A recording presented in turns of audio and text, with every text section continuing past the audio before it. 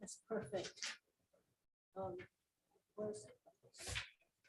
Thank you so much. You're on the other side. Oh, is it public work? Yeah, of course. Closed session. Oh, Then I'm gonna give you the list of all the reasons, and then I highlighted the most popular, the two that we are always Yes. typically use. Yes. And then this is the actual, like, from the agenda, this is the summarized version of what I. Okay, thank you. Thank you. Oh, yeah. Thank you. Here's some stuff. I'm gonna figure out how long this is gonna last, okay?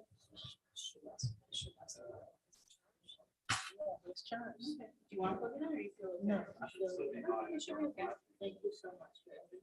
Yeah, you're welcome. Is there anything you have questions about coming to today?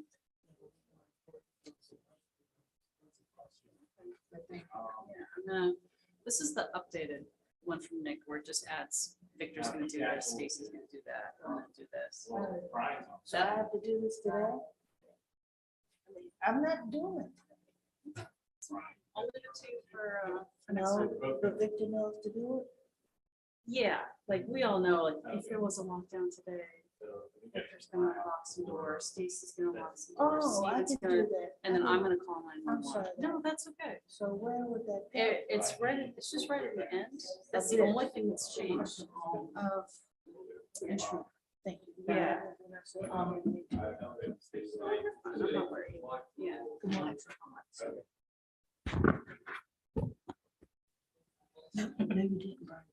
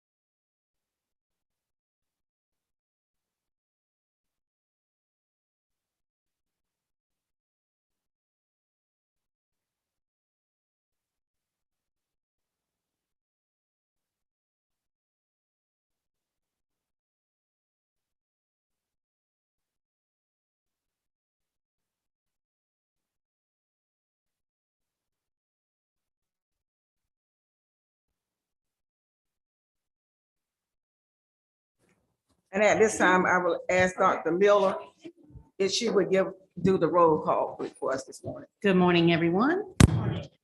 Miss Frances Boomer, Here. Miss Naomi Clark, Present. Mr. Victor Dove, Mr. Carl Ipopp, Present. Miss Kelly Muse, Here. Miss Kimberly Smith. Here. And you have a quorum, all members present, and one to soon be sworn in is present as well. Amen. At this time, I'd like to know if there are any amendments to the board's agenda. If there are none, I would like to entertain a motion to adopt the May 17th, 2022 board work session agenda. So moved. Second. It has been moved and second that the May 17th, 2022 board work session agenda be approved. Are you ready for the question? All in favor, let it be known by saying aye. Aye. I have it. Agenda is approved. I would like to, at this time, share the, when I can find it.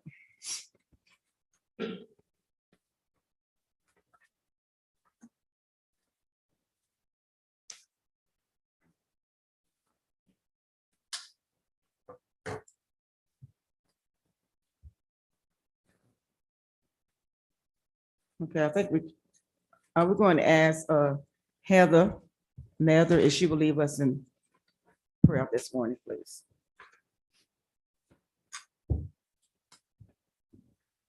Board members, please pray with me. In a world where weakness is shunned and flaws disparaged, we pray to you, O Lord, that you would uphold and redeem our imperfect existence with your perfect power and loving presence. There is not one of us who is not found wanting according to the world's measurement of perfection, but in you we find our strength. There are holes in our lives which we attempt to fill with futile effort, but there is not one aspect of being that you do not stand ready to enhance with a capability beyond that which anyone can possibly imagine.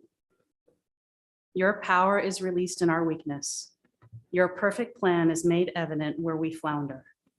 And so before you, O Lord, we lay before you everything that holds us back, our fear of failure, our sense of inadequacy, our paralysis of faith.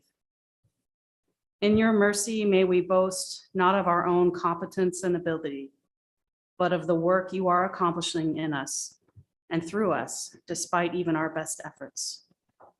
In this, may we find our reason for being and rejoice in the privilege we have to serve you in this time and this place.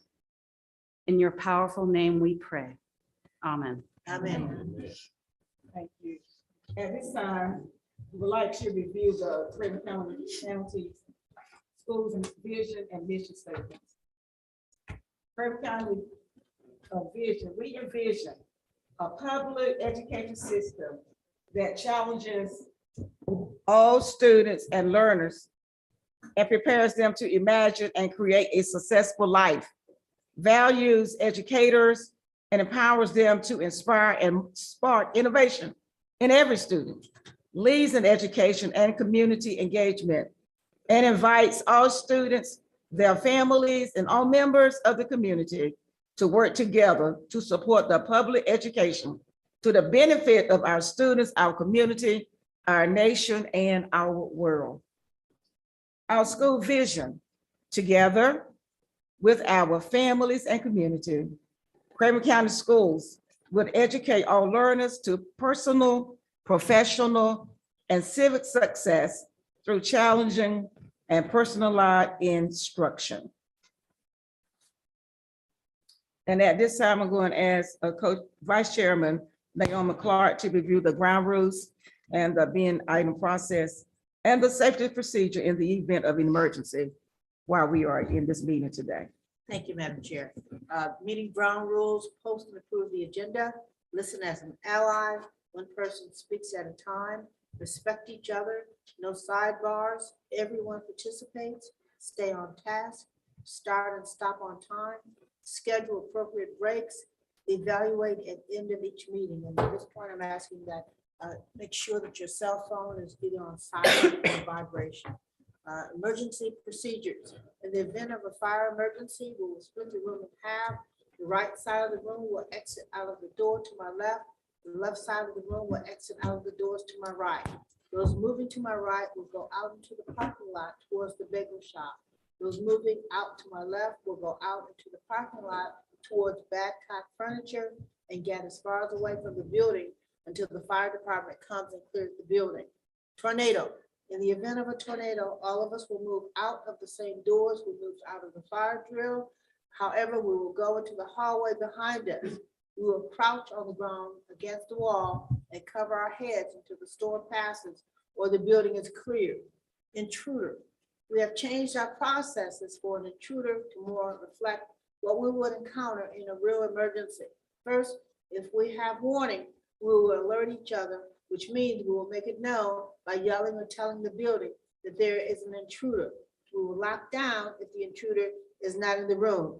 This means we will do all we can to lock doors and secure ourselves in this room and get out of the sight of windows. We will use all communication devices to inform others of what is going on, and anyone who is able will contact 911.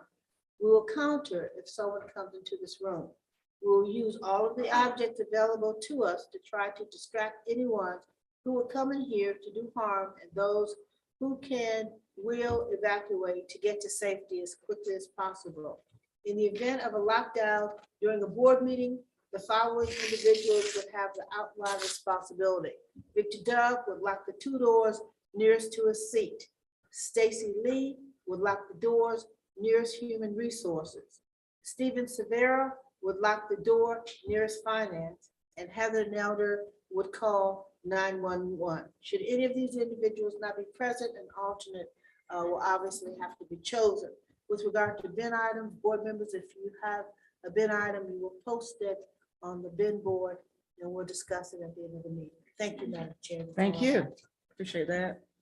And at this time, we'd like to take this opportunity to recognize, no, let's go back. At this time, we're asking everybody to please stand, and Ms. Naomi Clark will lead us with the pledge of allegiance. I pledge allegiance to the flag of the United States of America and to the republic for which it stands, one nation, under God, indivisible, with liberty and justice for all. Amen. We're always excited to recognize our parent representative and our student representative. At this time, we would like to recognize Ms. Denise Meredith, who is a parent of a student at W.J. Gorganis Elementary. She is our parent representative today. Thank you for coming. And at this time, I'd like to announce that we don't have any students representative today because naturally they are getting ready for their tests. But thank you for coming. We appreciate you being here this morning. Okay. Now, the moment we've all been waiting for. And at this time, I recommend that Mr. Brent Manning, recently appointed Board of Education member, take the oath from Ms. Terry Sharp, Craven County Clerk of the Superior Court. Ms. Sharp?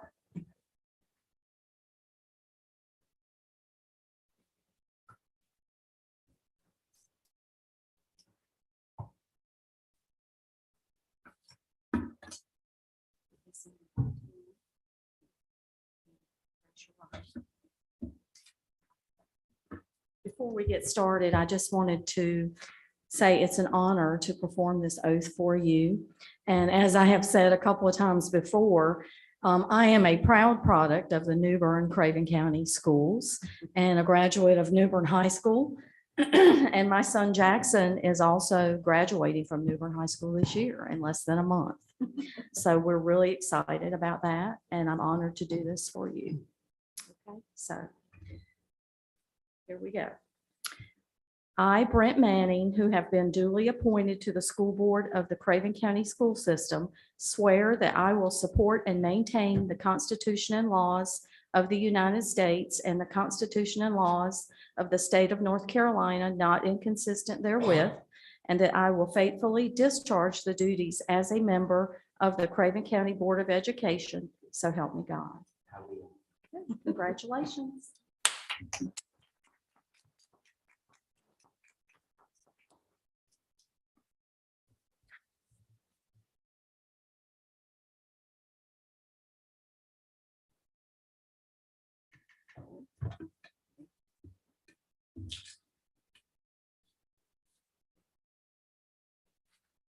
Before we put him to work, he could come and take his seat, but I would like, let's just take a 2-minute pause to give his family an opportunity to say some words to him.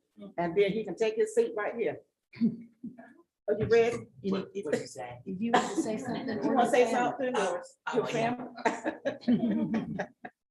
Thank y'all for the opportunity to be able to serve. I look forward with excitement and much passion to be able to serve alongside this board and our community and parents. Couldn't do it without my family. And so I thank them for being here and just all the support from the community, and just felt so welcome. And again, I just look forward to being part of this great team with you. Thank you. Okay.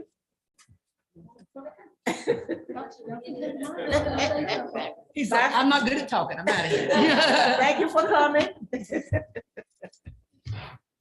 Okay. Well, like I say, welcome. I'm gonna call you Reverend Manning because you are a Reverend. Welcome, Reverend Manning. We do appreciate you being willing to serve on this board with us. And I'm glad that you are a minister because we need much prayer. All right, and so like right now, we're going to ask Naomi Clark to facilitate a discussion Yes. for the board to go work. Yes, ma'am. It's been a while since the board has met with regard to their goal work. We're in the process, at least from my perspective, of redistributing assignments that Ms. King had been assigned, as well as giving Mr. Dove more responsibility. So I will have more information at the next meeting. Do any of my other colleagues have anything to say? That concludes it for now, Madam Chair. Thank you. Okay, I also turn this over to you, Ms. Clark, to recommend that the Board of Education consider and vote on the appointment of Mrs. Pam Holder for the Craven Community College Board, the trustee vacancy. Ms. King, I'm sorry, Ms. Smith, do you feel comfortable me deferring that to you? Ms. Sure. Holders, thank you. If you remember, there was a name in the application that was not eligible to be the rep. So Naomi and I spoke at length about different people. We reached out to people that may be interested that had not applied. And one of the ones that we reached out to yesterday that we both are very excited about is Pam Holder. She's from Havelock, and as you read, she's very, very involved. She'll see it she'll be able to represent us from the school board lens, from the Havelock lens, and also from that greater lens, because you can see she's connected across the county as well. So I think she'll be a really great representative for us. So we would recommend, since we did not have anyone apply through the process that was eligible, if you look at the process that we've agreed upon, we can go either way. And so we're going to recommend that because no one applied that was eligible, that we go the other way of accepting a nomination. And I would make that nomination along with Mrs. Clark, Yes. that she be the representative representing Havelock on from Community College Board. So I need to get a motion to vote on the appointment of Mrs. Pam Holder for the Craven Community College Board of Trustee vacancy. So moved. Second. It has been moved and second that we vote on the appointment of Mrs. Holder for the Craven Community College Board of Trustee vacancy. Let's do a roll call vote. Okay.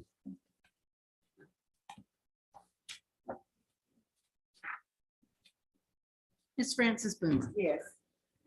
Ms. Naomi Clark, Yes. Mr. Victor Dove, Yes. Mr. Carl Apop, Yes. Ms. Kelly Muse, Yes. Ms. Kimberly Smith, Yes. Mr. Brent Manning, Yes. your first vote. Madam Chair, passes unanimously. Thank you. Pam Holder is the representative for the Craven Community College Board of Trustees. The vacancy has not been filled. Thank you. At this time, Ms. Clark, the Banger Scholarship. Yes, yes, ma'am. Thank you. The Bangor Scholarship Committee met under the guidance of Mr. Stacy Lee. You have before you on a separate sheet of paper the successful scholarship recipients.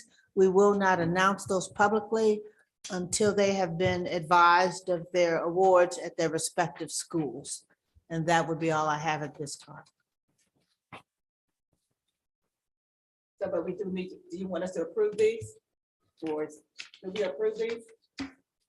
We do? Yes. I need to get a motion to approve the 2021-2022 recipients of the Banger Scholarship. So moved. Second. It has been moved and second that we approve the 2021-2022 recipients of the Banger Scholarship. All in favor, let me know by saying aye. Aye. All right, then, I have, and these students will be approved, are approved for to be the recipients of this year's Banger Scholarship. I'd like to thank the committee for the hard work. I was on that committee. It was not an easy decision, but we have some wonderful candidates. And so, I know these students can use this scholarship money. And at this time, I turn it over to our superintendent, Dr. Wendy Miller. I have several items to present to the board today. The first item is the schedule. And yes, we're already looking into 22-23 as we finish out this year. One of the things the board was passionate about was bringing the board meetings out to the community to encourage community involvement. So in the board agenda item, you'll see the schedule. I also provided a paper copy. Mr. Manning, there's one at your seat as well that shows the board meetings throughout the county. September 20th will be the first board meeting that's in the community at West Craven High School Performing Arts Center. You have January 17th, Havelock High School Performing Arts Center. And then, of course, the May meeting will be in the New Bern area at Grover C. Fields Middle School. Any questions about the schedule? Any concerns or comments from the board? The only thing is I would check on the November one to make sure it's not a conflict with the school board association. You're gonna have with the annual conference, because you're gonna have so many new board members, you will most likely want to attend. All right, we will check on that date. And if it's, there is a conflict, we will bring back a different date for next month. It gives us a little bit of time, thanks, Ms. Smith, to plan for November. We're trying really hard to have a district calendar that everyone principals can go to, because I know as you guys are experiencing in the past couple of weeks, you're passing yourself from one event to the other, like the hamster in the wheel. So we're trying to be respectful of the board, but also allow folks to participate in multiple events. So we're encouraging folks to continue to check that district calendar so we don't double book events. So when you see things like that, certainly let us know and we will check. I have a question. Okay. Just, I guess I should have already asked. Partly education. The pie luncheon. The pie, we were supposed to be talking about the June date. Yep, we decided earlier that we're going to do everything that Thursday. Okay. And so that the board members can participate in the pie luncheon. Y'all remember that? I will send out a reminder Good, thank you. and I'll put that on your little calendar I've started for you. Okay. Can't forget that luncheon now, baby. You need to be there. So would the board like to approve this officially? I'll make a motion. We approve this schedule. Second. It has been moved and second that we approve the Board of Education meetings for the 2022-2023 school year. All in favor, that be known by saying aye. Aye. Aye, has it. And this is the schedule that we would have for the 2022-2023 school year. Thank you, Dr. Thank you. Next item I have for you today is a slight revision to the traditional calendar for this year. Historically, the last day of school has been an early release for both staff and students. It is not included as that on the current calendar. So my recommendation, certainly our staff has had a difficult year, put in many hours beyond the traditional day to serve our families. So my recommendation is we make June 9th the last day for students. a half day for both students and for staff.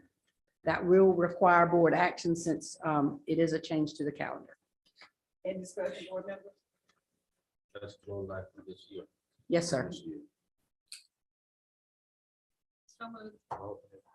Second, It has been moved and seconded that the revision to change the last day of school June 9th from a full day to the early release day.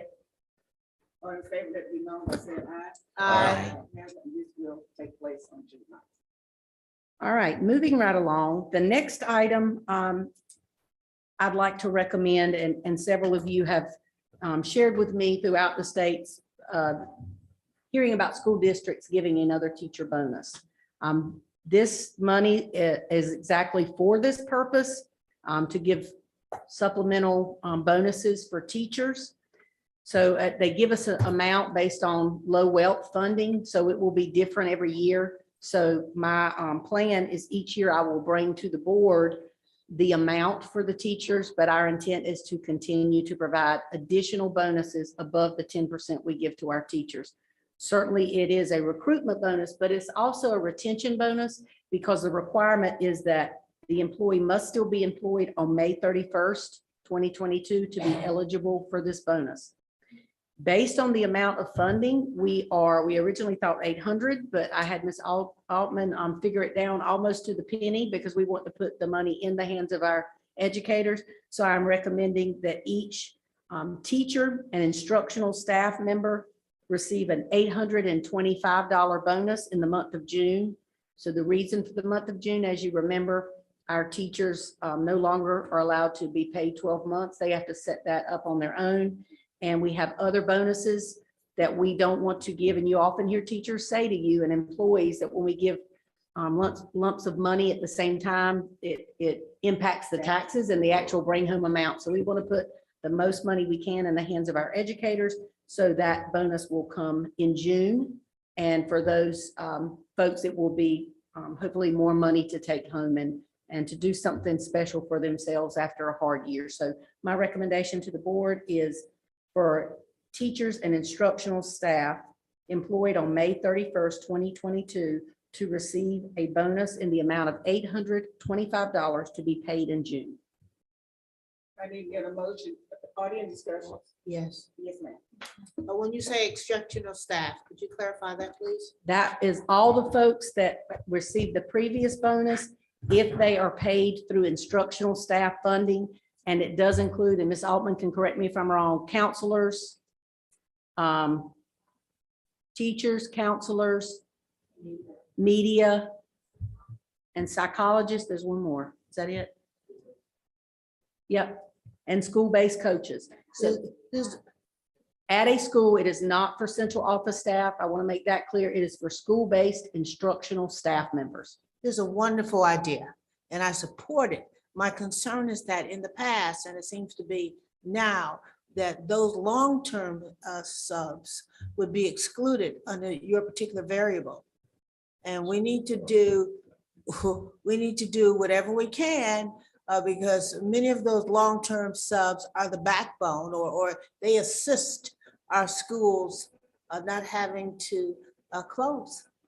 And I agree with that. This funding source would not be an opportunity to do that, but certainly with the local funds, we can look into doing something like we did last year. For those who had a certain number of days per year, we can look at doing something for them as well. It's a Now, great why idea. would this funding source not? cover Ms. that? Altman may have to speak to that. There's instructional staff. It is based on your funding code you're paid out of, and it's for permanent folks, not substitutes.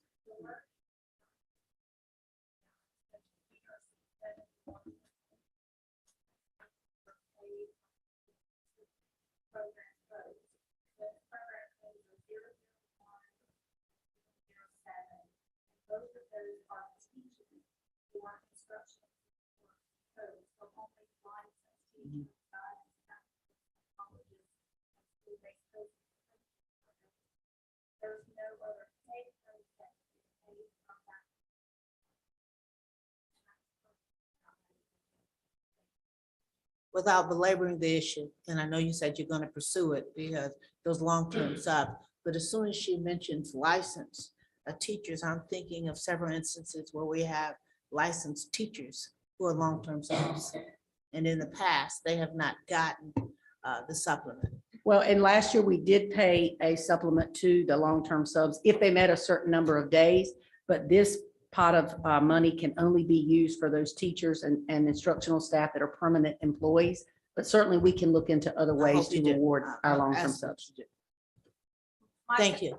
My only, I mean, I love the idea, but the only concern is in the communication of it, because it's variable and it changes. We all know that typically people want the same or more than as you move forward. So it needs to be really communicated, because we may not be able to maintain this amount, is my point. Right, this is I'm presenting it to the board as a one-time bonus with the intent, based on funding, I will bring it back every year, but you're only voting for this year employees for May of 2022, for the bonus to be paid in June 2022. And based on funding each year, my intent, and we certainly don't want to send money back when we can put it in the hands of our educators. It could go down, it could go up based on the funding amount that is sent to us from DPI. So we take this budget code and we divide it. Ms. Altman and I looked at it several times by the number of eligible folks, and that's how we determine the amount. So if we can give more, we will, but understanding if the funding is less next year, we would give less based on the pot of money sent to us from DPI. So you just communicated that to us very well. So my concern is that that's communicated to the people who are getting the bonuses with that And- same clarity. We will make sure we put that in the staff in the know this week to clarify that this is a one-time bonus. Certainly, I continue to look at our local supplement. I have talked with the commissioners about that and our intent to be competitive. We are currently second in our region. I would love to see us be in the first spot in our region, and we'll continue to work toward that. I thought I had the figure written down, but $825, I know doesn't sound like a lot. Ms. Altman, what's the total amount this would be? So you're approving $1 million in the hands of our teachers. So when we're saying $825, when you multiply that times all these folks, it is a substantial amount of money. So we're committing today with your approval to put $1 million in the hands of our educators. One last question, Madam Chair. Would our learning coaches and mentors be included in this supplement? Only the school-based learning coaches, not central office staff. And will we be able to pursue them getting some sort of supplement as well? We with can, local funds? and we have looked at our salary schedule for central office to make sure there's compensation for those folks. And I'll be sharing that more with you guys later to have a constant salary for those folks and not rely on bonuses, so that we can put more money in the hands of our actual teachers in the classroom. So that means that we will be pursuing for the mentors and the learning coaches. I already have, and I'm going to present more information about individuals in closed session today. Thank you, ma'am. We need any more discussions about this? I like the idea, and I'm glad that we can do this for our teachers, and like I said, some of them would probably need this supplement during the summer because of the new changes with what we had to do. So at this time, I would like to get a motion to approve the supplement for K-12 teachers and instructional support personnel. So moved. Second. It has been moved and seconded that we approve the supplement for K-12 teachers and instructional support personnel. All in favor, that be known by saying aye. Aye. All right, thank you, Dr. Moore. Thank you for letting our teachers and instructional staff know how valuable they are. My last item today per board request is a COVID update. You last received an update in February. I want to make clear that just because we're not providing necessarily updates, we still continue to have safety measures in place. We still, yesterday at the end of month principals meeting, we all took safety measures. I sent out recommendations Sunday night. This is the time of year we need our folks in the building. And I know our folks want to be in the building with graduations and to see their hard work realized as their students walk the stage. So just because you're not getting those reports does not mean we continue to work with our nurses. And I must say, what a great celebration for them last week.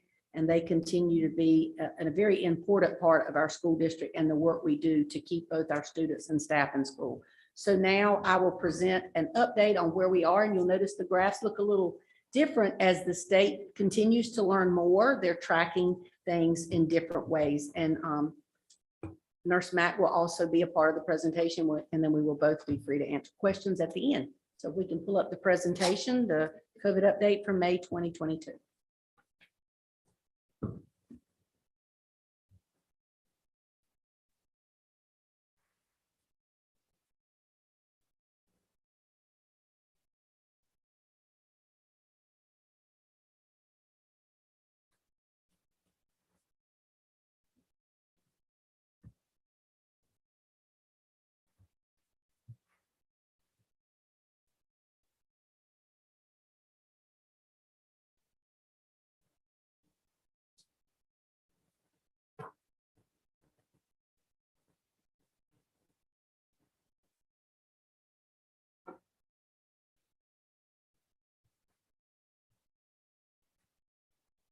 All right, there we go. So first I'd like to share, you can go a couple of slides in, the actual data. And you will notice in February, we're all aware that our cases in North Carolina went down. Next slide.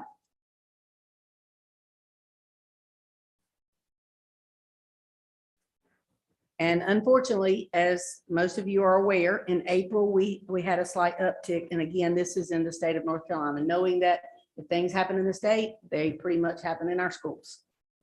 Next slide will show you the weekly cases in North Carolina for the month of February. Again, from 55,000 down to 14,000.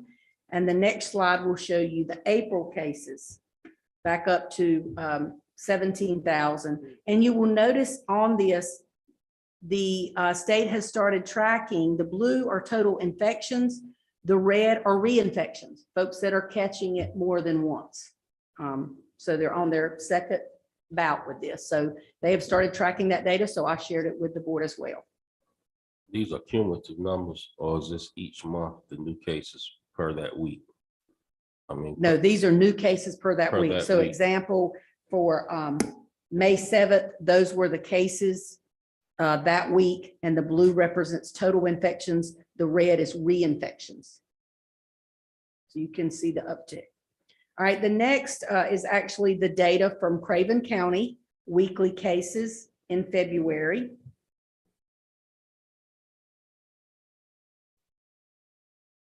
The next slide, again, the weekly cases, again, red is total infection, blue are reinfections.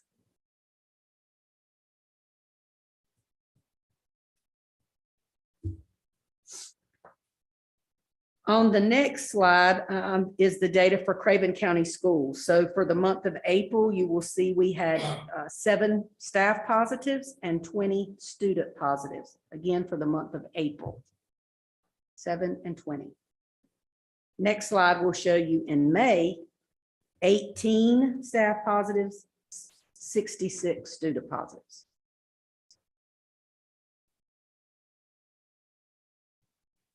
All right, the next slide, this map, we all know we watched it for a long time, hoping for the green. I will tell you, the state is tracking data differently. You remember we had all those colors, and now it's just low, medium, and high. Remember we had red and orange, and now it's just low, medium, high. You will see that even with the uptick in cases, the state, except one area, is still green. So it still is low, which is good news for us. All right. The testing update, we do continue to test. Folks have asked me that. Yes, we're still providing that service. We have an uptick in testing in the last few weeks, but that still is a service we're providing, and it helps our staff to get a quick turnaround. I will say this, and Luann kind of teases me about a superintendent knowing about viral load and all of that. I've learned things I never thought I would learn, but I've also learned a lot about testing. And we're finding that this round of COVID, the rapid test, and correct me if I'm wrong, she's got my back here, are many times showing a negative, but when the PCR comes back, it's positive. which is why it's so important for us to wait if folks are symptomatic until we get that PCR test. He's telling me I'm right, so. All right, if you will go to the next slide, it will show in February, the nurses and our vendor. We tested 177 staff, 419 students. And again, I must give kudos to our nurses because remember, they're doing this in addition to all the other things they do daily, dealing with sick children and bumps and scrapes and Band-Aids. So they continue to do a great job. The next slide will show in March, we tested 43 staff and 154 students. And the next slide will show in April, 25 staff, 45 students. And you will see so far from May 2nd to May 12th, we have tested 59 staff, 146 students. So just as it increases, so do symptoms.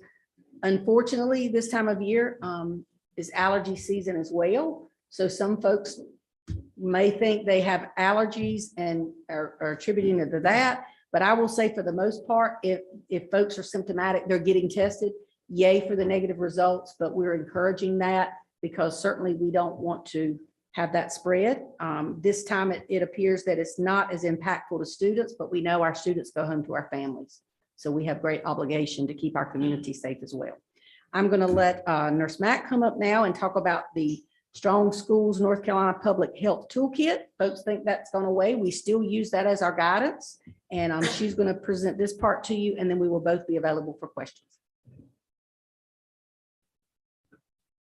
Good morning. Good morning. It is very nice to see everybody smile. Last time I was here, we were all masked. So it is very nice to see everybody smile. And I want to keep it that way. So in regards to what Dr. Miller said, there have been changes in the way the data is reported through North Carolina. It is a weekly report that is through Wednesday. So the published information is not until Thursday. That is why you saw data through May the 12th, because that is our most recent data in the state of North Carolina. And that's our most recent data in Craven County. What we continue to do in our school system is our nurses continue to track every day the number of students that are positive, the number of staff that are positive, the total number of students and staff that are excluded, the number that are teachers, the number that are bus drivers, and the number of tests that we do every day. So we know that back on January 18th that Omicron peaked. We were in quite a situation. We know that the numbers declined, that February we had a good month. March we had a good month. April, we've begun to see an uptick, which began around May the 4th in Craven County schools. So by us continuing to track the data that we have done, we've been able to show you kind of where we were at the peak, when the lull occurred, and then when the uptick has begun again. I must say that I am on daily calls right now with our health department and keeping track with how Craven County looks overall, as well as our school system. We do continue to test. We're doing rapids and PCRs just like we did when we opted in back on January the 18th. I do have some really great news in that the state did accept our opt-in application again, so we will be testing again in August. We do have the Read to Achieve that will be occurring this summer. We have been provided an option to have home tests available for parents that our administrators will be able to give to students and staff in the summer. So testing will look a little bit different in those 2 weeks, but there will still be state testing available for our staff and students, even though we are in a summer program. So moving on to our Strong Schools North Carolina Public Health Toolkit. The toolkit has not been updated since March the 4th, which was effective on March the 7th. As a reminder, The most important thing that we can do to protect ourselves, our staff, our students, and our community, if you're sick, stay home. If you're sick and you stay home, contact your school. If you have opted in to test, our nurses will provide curbside testing for you. So with testing, with staying home while you're sick, with the option to get vaccinated, and with all the support that we've received, Craven County Schools has been way ahead of the curve with the strategies to keep people safe and healthy. With that said, the exclusion criteria and the signs and symptoms for COVID have not changed. As a reminder, the signs and symptoms are a fever, a cough, new loss of taste or smell, diarrhea, nausea, vomiting, headache, fatigue, body aches. That has not changed. So if you have any one of those symptoms, please stay home. Obviously, contact your provider. If you need to be tested, you've opted in, the availability is still with our school system. As far as exclusion criteria, that has not changed either. If you should test positive for COVID, whether you are symptomatic or you just have a positive test, your exclusion criteria begin the day after your onset of symptoms and the day after you test positive. You will be excluded for 5 days, and then you will need to mask from day 6 through day 10. If you're unable to mask, then you have to remain excluded for the full 10 days. This is per the CDC, this is required. This is not a Craven County school rule, but this is what we have to follow in the state from the CDC as well as from our local health department. That situation would put you in a COVID protocol that is completely different than being in a mask optional school setting. So we are still mask optional, but if you should enter COVID protocol, you would still be required to mask from day 6 through day 10. Should you develop symptoms and you choose not to test, you would be treated as a presumptive positive, and you would still need to be excluded for 5 days, mask day 6 through 10. Should you go to your healthcare provider and they provide you an alternate diagnosis, as long as you are fever-free for 24 hours without taking a fever-reducing agent and your symptoms have improved, you may return to work or school the following day. The guidelines have not changed. We are still following them. Our nurses are still doing a phenomenal job in tracking and keeping everybody safe, plus all the other responsibilities they have. And with that said, I'm open for questions. Yes, ma'am. Yes, ma'am. Thank you, as usual, for your thorough report. Let me just ask you, what if any of our schools have had clusters? We have had one school in our school system that has had one cluster. What school is that? That school was Grover C. Fields.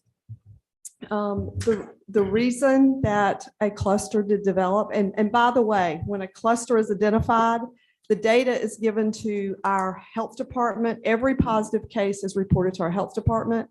Their case investigator, along with their communicable disease nurse, gathers that information. They do thorough contact tracing, and then the state determines that it's a cluster. And it is 5 individuals that are linked to one person in typically a closed or setting, such as an example would be a classroom, that they're able to link that. So what do you attribute that cluster development? If you come to school sick and you have COVID-like symptoms and you should have a pending test, and then you test positive, you've exposed multiple individuals. And we had a situation in the school where someone did come to school sick, and there was exposure to lots of other individuals. But what are the next steps?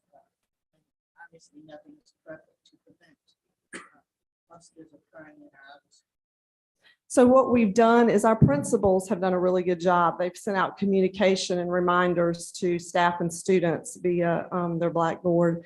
Jennifer Wagner has posted it on our social media. in our Craven County schools in the know. Our nurses have communicated very effectively with their administrators, with parents that they're talking to. So the key with that is reminders, is education, and to continue to let people know that this pandemic is not over, but we have lots of tools in our toolkit to help reduce the risk of the spread of COVID. We just have to have the support of everyone to do their part. Can I add to that?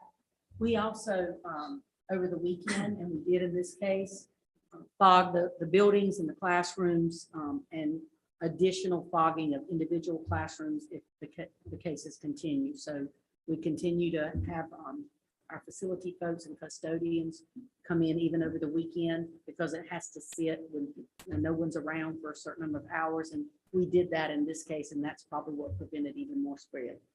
And Dr. Miller, is that the standard protocol for that you?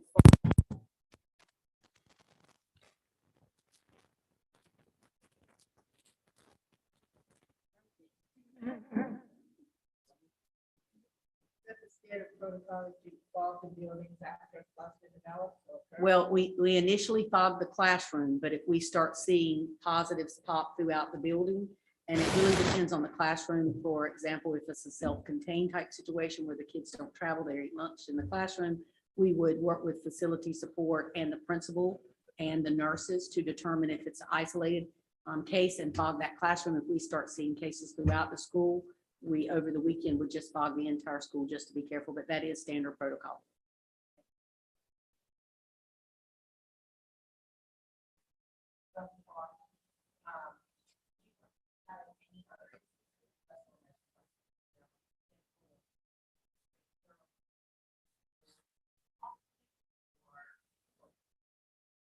So the protocol still continues to be that we clean and disinfect.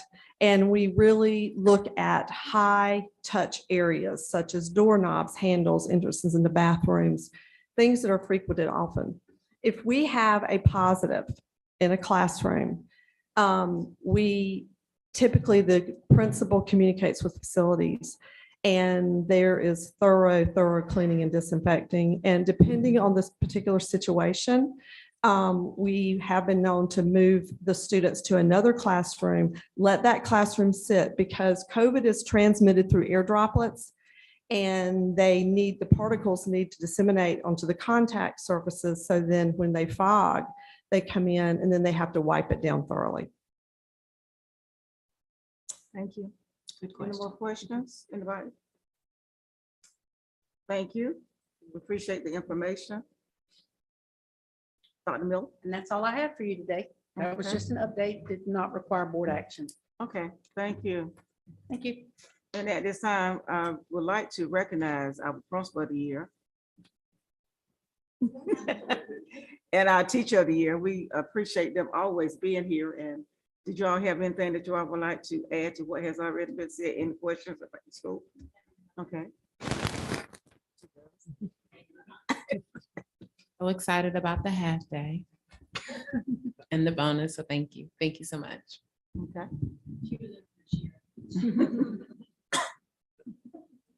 And at this time, we will take a 10 minutes break.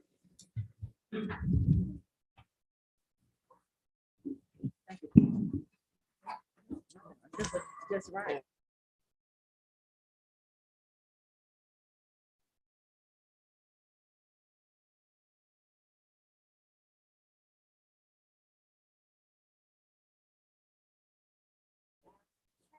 Kelly, did you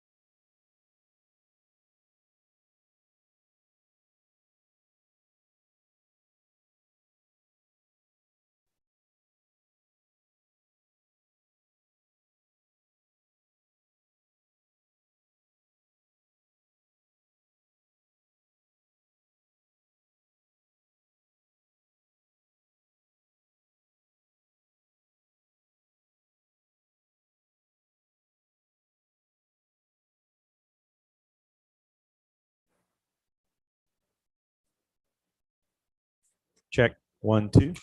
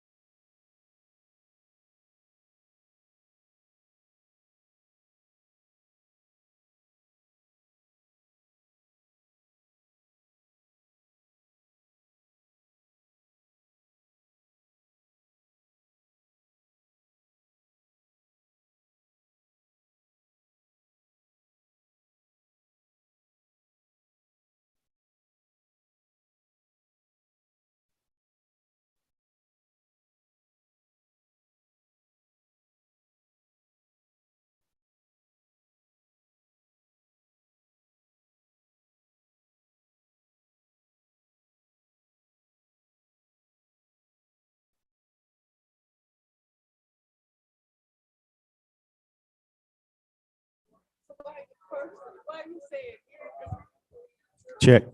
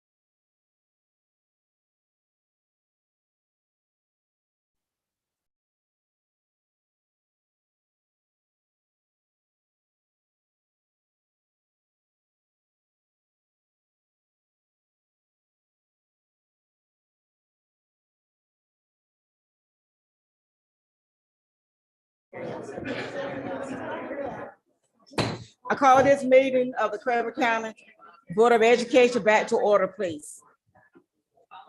Hope you had a good break, and we would like to thank Ms. Meredith again for coming to be our parent representative, because I know you have to leave early, but thank you for coming. And you can always come to our meetings, and we appreciate you being here this morning. All right, now we're gonna call on Ms. Michelle Lee, Assistant Superintendent for Strategic Planning and Continuous Improvement. And she will provide the board with an overview of ways schools are promoting students' achievement to overcome interruptions to learning that have occurred over the last 3 years.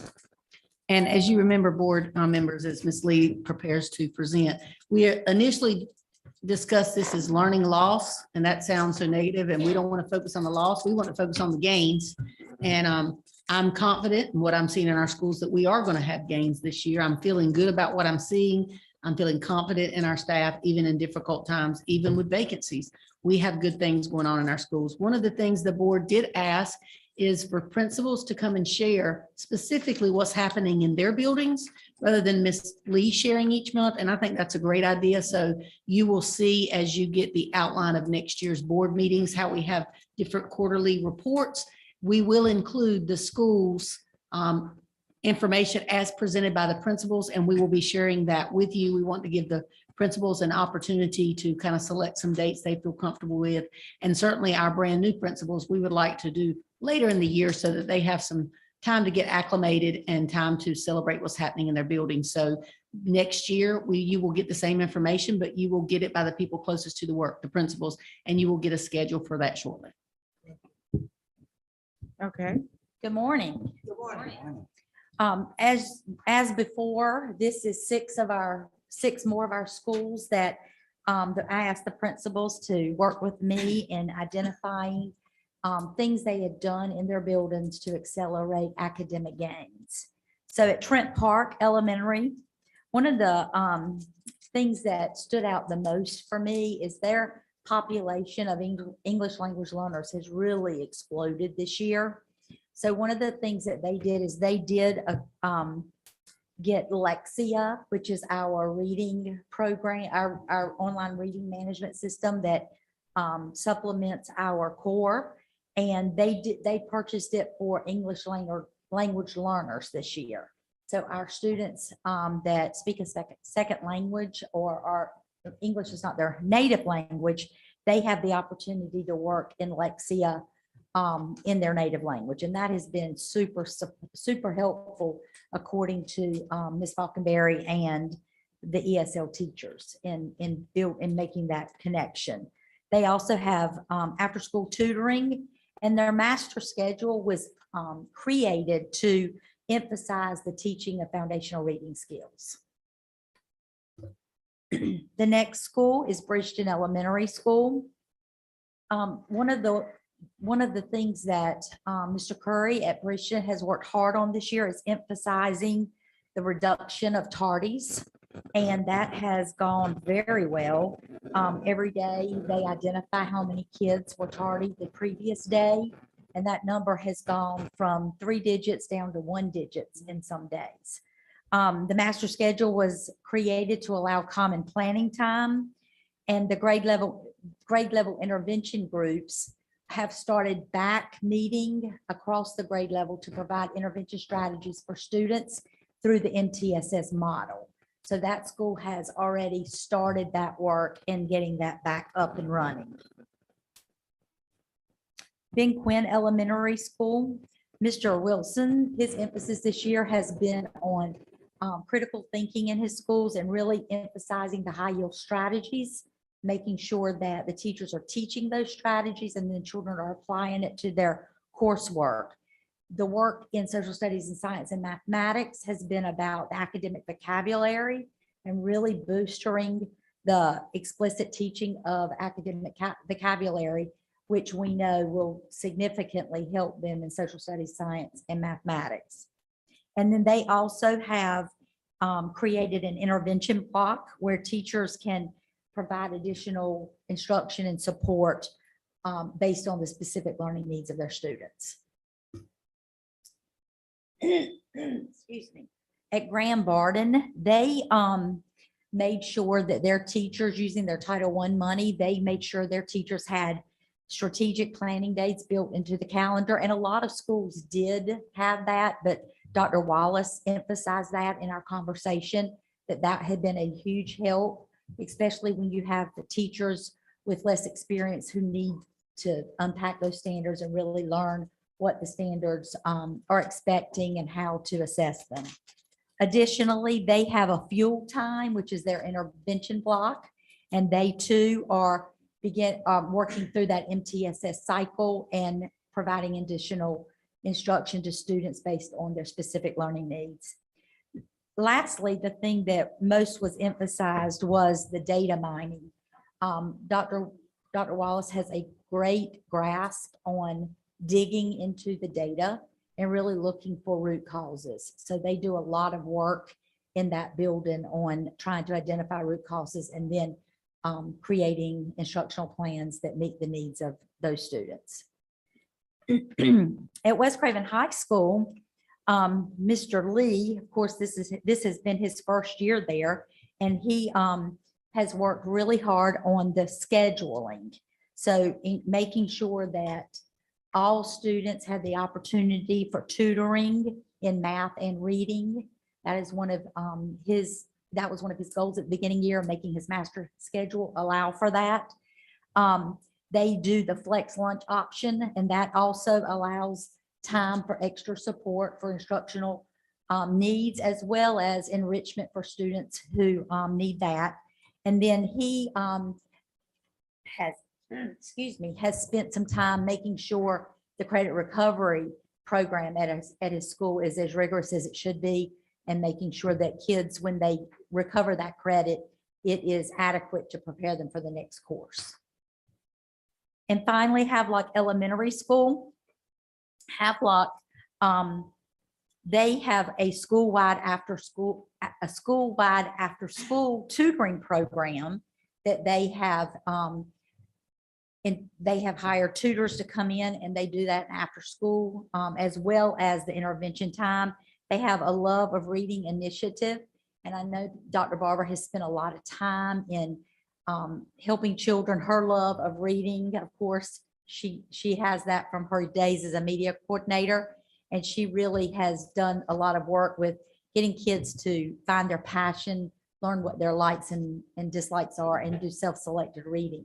Because we know that when kids get to choose what they read, they're more apt to do that. And then she has coupled that with her work with Marzano and really emphasizing the high yield strategies, teaching that explicitly, and then applying it in their coursework. So that is the next 6 that we have done. And I'm certainly glad to answer any questions that you have about any of these. Evans. No, go ahead. I have several. Go ahead, I'm not surprised, roll on.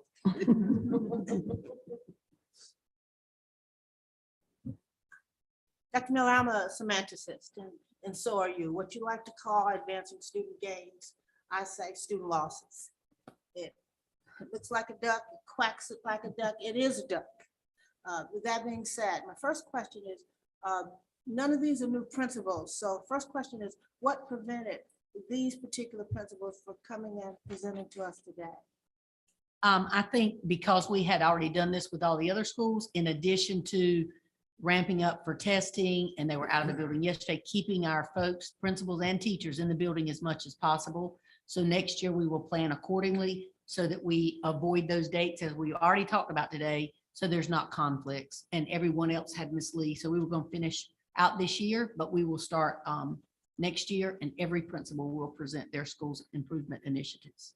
My next question or statement is that all of the slides presented were laudatory, but none of them actually showed me or indicated what are we going to do, our next steps to help with learning loss, advancing student gains. Because my position is all of our kids across the county had learning loss, but there's a difference between learning loss presumptuously at Creekside as opposed to JT Barber. So while nothing is going to be we can start with a model, but I would like to see specifically, what are we doing over the summer? Those are things that the board and the public need to be advised of. What are the next steps to say, this is what we're going to do to cure these defects? Are all students participating? Are all the students at Creekside participating? What are we doing to cure the defects? Because again, we can call this advancing student gains, but until you show me or the public what we're going to do to advance us, and for some of you who might, oh, there you go, beating up on the teachers. No, I'm not. I'm saying accountability across the board begins with the board, with the superintendent, with the parents, with the teachers, so that we can return to Craven County being the best that it can be. And I appreciate that, Ms. Clark, and I think that's what we all want. I will tell you, yesterday at the end of month meeting, we spent an amount of time talking about what next year is going to look like as far as looking at data. Principals will be coming in, meeting with cabinet, reviewing their data at each benchmark. Specifics will be developed with the principal's input on what they're going to go back and do in their school, and how they're going to take that same model and go back and talk with their grade levels and trickle down to the classroom level, what specifically they're going to do to improve those particular students assigned to that teacher. We're going to look at trends across the district, both what we're doing well and areas in which we need to improve. And that will guide central office staff and how we're providing those supports, because you're exactly right. And it reminded me, I will share a report with the board about the learning loss across the state. And you're exactly right. Students in poverty were affected at a higher percentage than other schools. We know the internet across the county is not equal opportunity for students in different areas. So you're exactly right. What we may do at JT Barber may look very different than what we do at Havelock Elementary. So next year we have a plan and have that outline of what we're going to do. I will let Ms. Lee talk about the summer opportunities as well to finish out this year. And I just wanted to follow up on that. So this is some of our next steps. Back in September, October, when the principals came in and presented their school improvement plan, that was, this is what our data is, and this is what our school improvement plan says we're going to do. So these are some of the things that came out of that pre-planning. And so these are the steps that they've taken to do that. We just won't have the results of the data until the end of this school year to say if these next steps have proven successful or not. So while we, and that's why every school's looks a little different, because it was based on their school improvement plan and what the needs were for their schools. Going into summer, we have our Read to Achieve camp that we will have, that will start immediately after our teacher work days and go through the 30th day of June. And all of our students who have not met in grade 3, the Read to Achieve requirement set forth by general statute regarding the end of grade test or the beginning of grade test or the portfolio process. And then in grades 1 and 2, those students that have already are showing that they are behind in reading according to their Lexile reading level. Those children will all be invited. Grades 4th and 5th will be invited as well. So we do have a plan for that for our elementary schools, our middle schools. Last year, we had that big summer school that was state initiated. They did not do that this year. So following the teacher work days, we will have 2 days of remediation for students who did not pass their end of course test or end of grade test. And then we will have the retesting opportunity for those students. So those are some of the things that we know. Above and beyond that, we have camps that are being planned for this summer throughout our county to include our CTE department. We have Boys and Girls Club that are going to be providing opportunities for students in different areas of our community.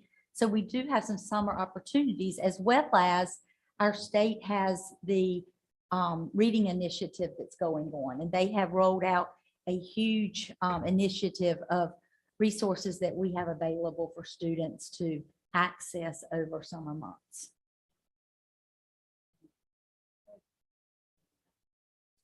Have one, so don't forget. All right. We'll go with, Yes, You let me already see. had a turn after me, and she got for me, okay.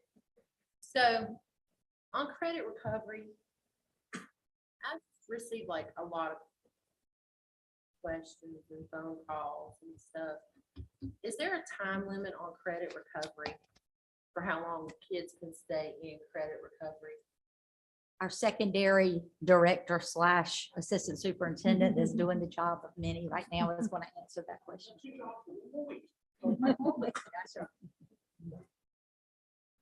There's not a time limit. If a student, for instance, starts in August and it takes them until June to finish one credit, they have that time.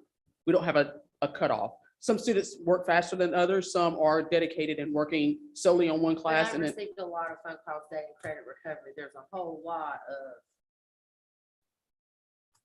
a whole lot of, fun, games and good timing and not so much recovery.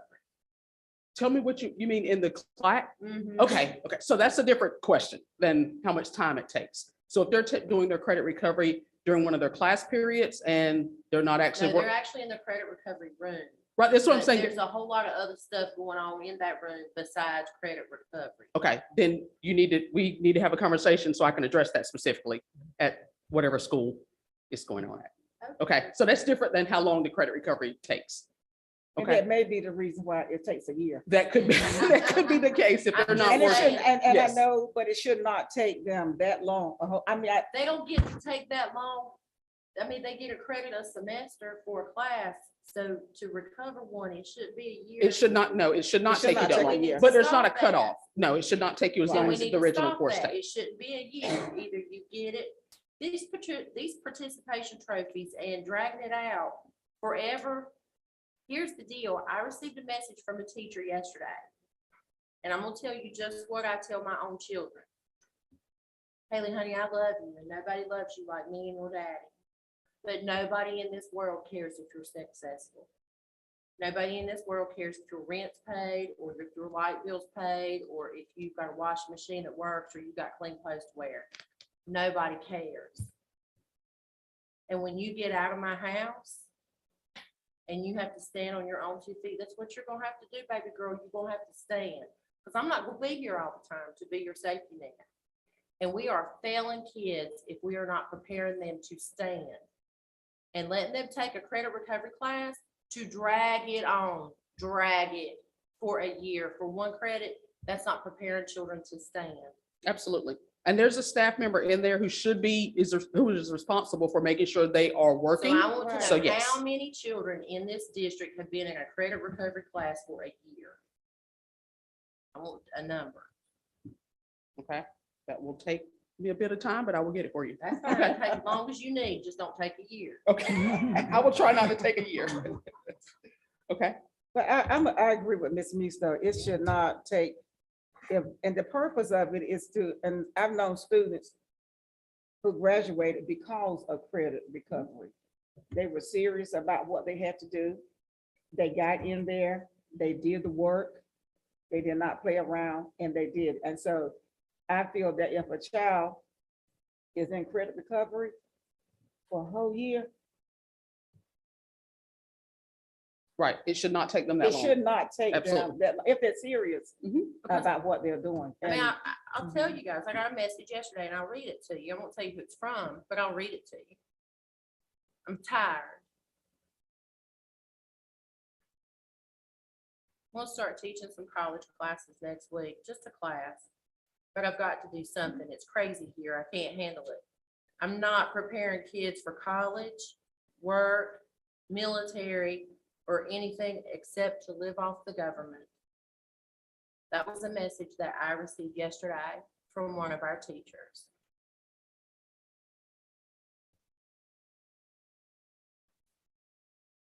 And 95% of the problem that she told me that she's having is discipline at school.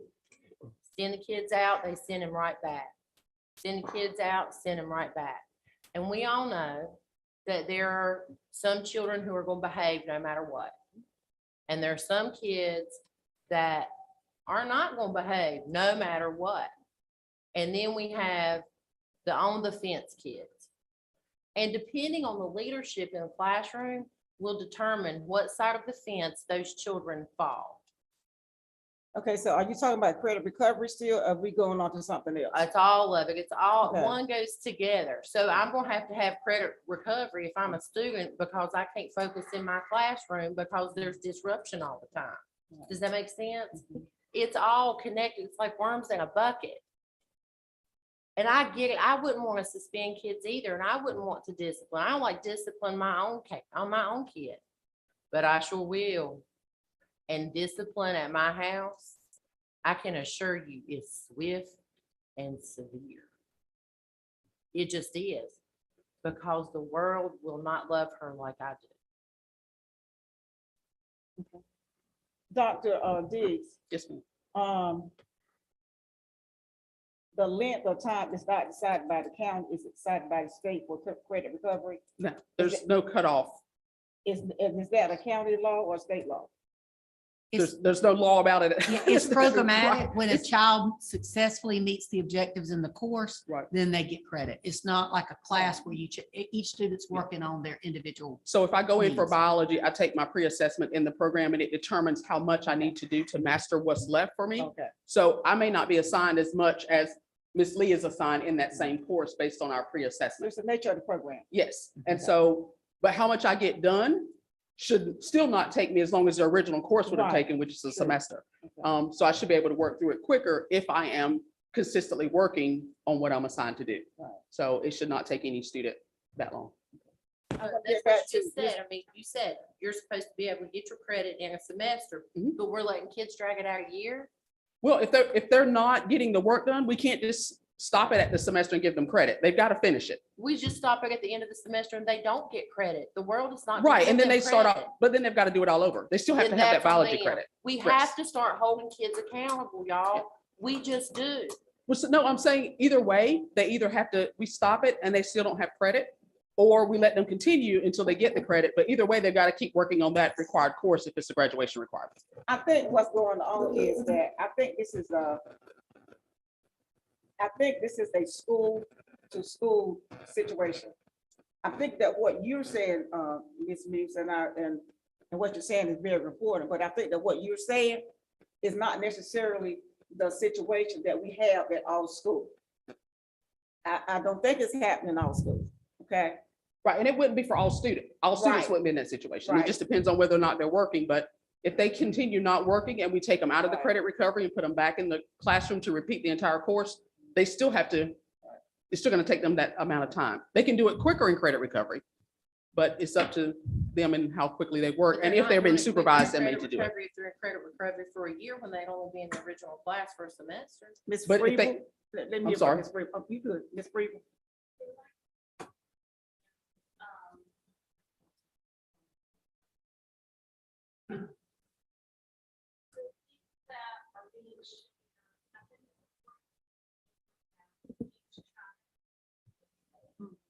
So where some kids are sitting in a class. And some.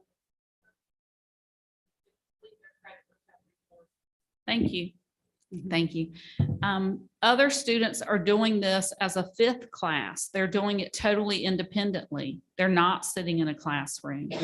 When you have a kid who is struggling for whatever reason, and we know there are lots of factors that impact student achievement. When you have a student who is struggling, their circumstances are not cookie cutter.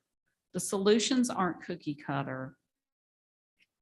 If they are suffering academically and now they're trying to recover a credit and they're taking 4 classes plus doing the credit recovery on their own at home with whatever's going on there, it's not as easy as just looking at how many kids have been enrolled for more than a year.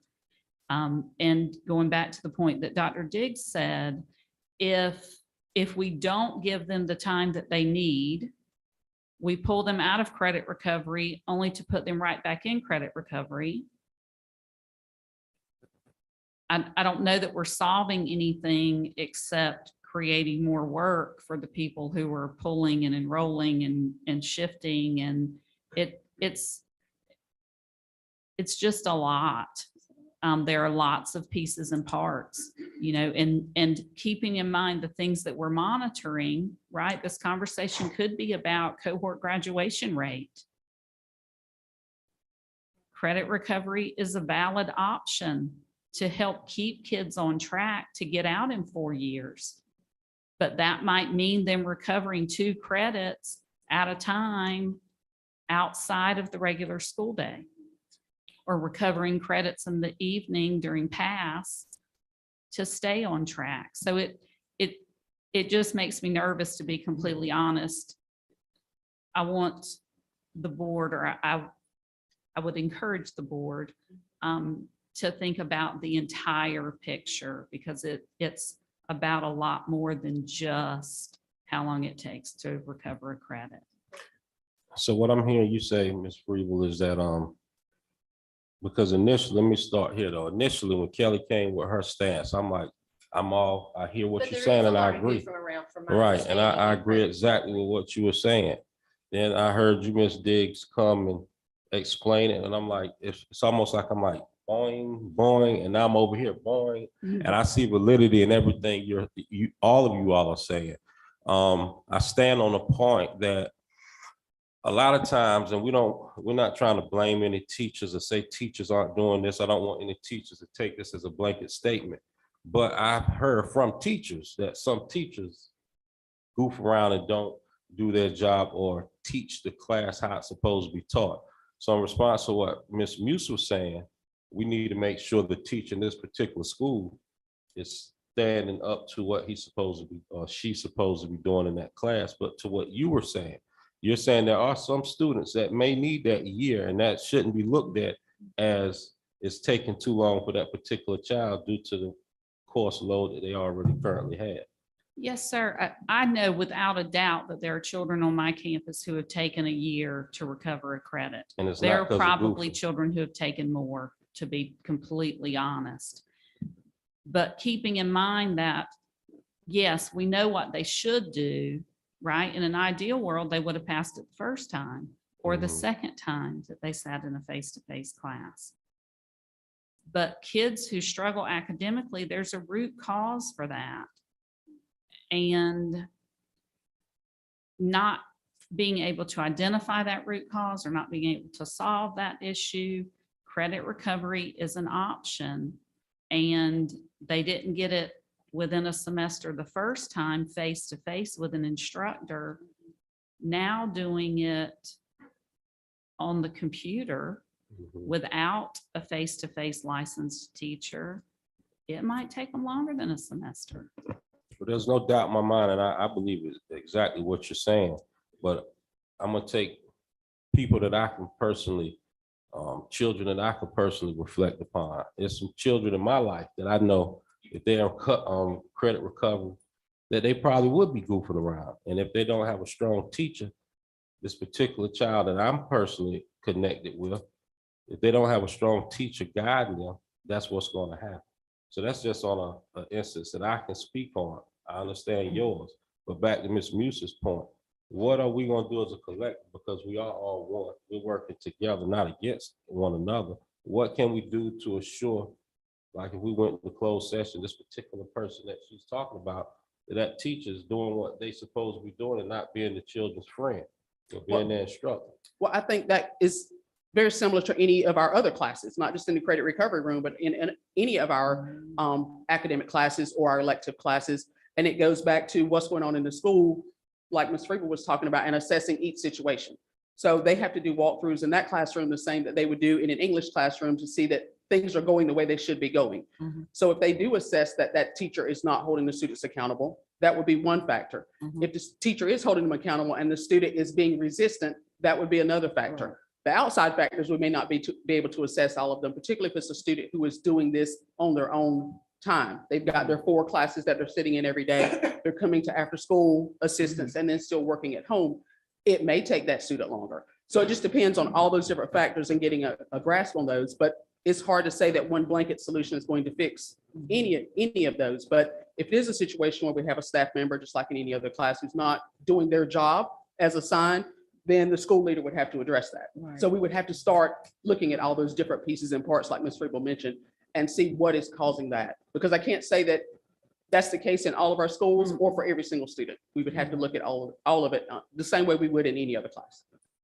And if I may, I would also like to add that remember that we're not in ordinary times in terms of staffing. So in an ideal world, I would have a TA who is handling credit recovery. I would have a teacher assistant who is handling ISS, and I would have a media coordinator. And that media coordinator would have our North Carolina Virtual Public School students in the media center supervising. This entire school year, I've had none of those things. I've had substitutes in ISS. It's been a revolving door. I've had substitutes in credit recovery, a revolving door, except now I have my long-term sub, thank you for that position, who is serving there. And I've had a sub in the media center the entire school year. So when you have those critical positions and you don't have stability or consistency, like there are days that one sub has all three groups. And that's the reality of what we're dealing with. So would it, hiring another that very well could long-term have been sub my for each school. Wait a minute, let her- Possibly be an option. Let her finish, then we come back to you. I just said, so that very well could be my school that you're talking about, because if you have one It's person not. and you have, but it could be, I get it. thank you, but it could be. But Ms. Friebel would hire, if we had the availability to hire another long-term sub for each of our schools, since we're struggling with positions, would that be beneficial for at least some continuity? Possibly. But I think it's I think about it's getting a- the right person in there. Who's Yeah, gonna and- stick with you every single day? Because if they're floating around and they're in some days and out some need a days, you still permanent have the person. A permanent person. inconsistency. And keeping in mind, in the credit recovery classroom, you could have students in that classroom working on 20 different subjects all at the same time. And this is a teacher assistant. This isn't a certified teacher. And even if it Right. was a certified teacher, they're not going to be certified in all of the different high school subjects who could sit with each student and assist them. Some of the schools do have it arranged where teachers are dropping in during their planning period to assist some of the students. But we're asking them to then give up their planning for part of the day to drop in and provide that assistance on top of their other responsibilities. So it's difficult in that credit recovery classroom to give them that. But the main thing we're asking is for that person to supervise what they're doing and making sure that they're working and make those contacts with parents. when What about students our aren't learning coaches? Could they assist with some credit recovery classroom time, pop in, help out?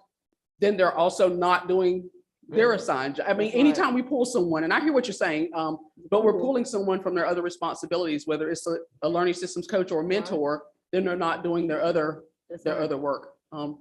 So it's a shortage across the board in that sense, like Mrs. Friebel was talking about. We've had media coordinator shortages across our districts for the entire year, just no applicants or qualified applicants, I should say. We have people apply that are not meeting the qualifications, but there's a lot going on. And we, like I said earlier, we've got to look at all the different factors to try to pinpoint it. And then based on the specific situation that you mentioned, we would have to investigate that specific situation. Every school is different.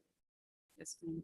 And, but I will say, with my experience with knowing about credit recovery, I think it's a positive thing in the school if it's done the right way. And I do know for a fact, because of credit recovery, a lot of children did graduate and would not have graduated if they had not had the opportunity to do credit recovery. And I think, I know a number of them.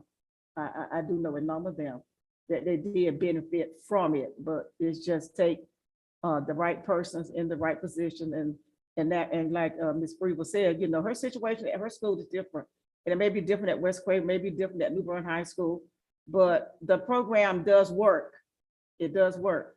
We just have to have the right, you know, we just have to have the resources, you know, the teachers in place. And you are, I'm glad that you all survived this year, you know.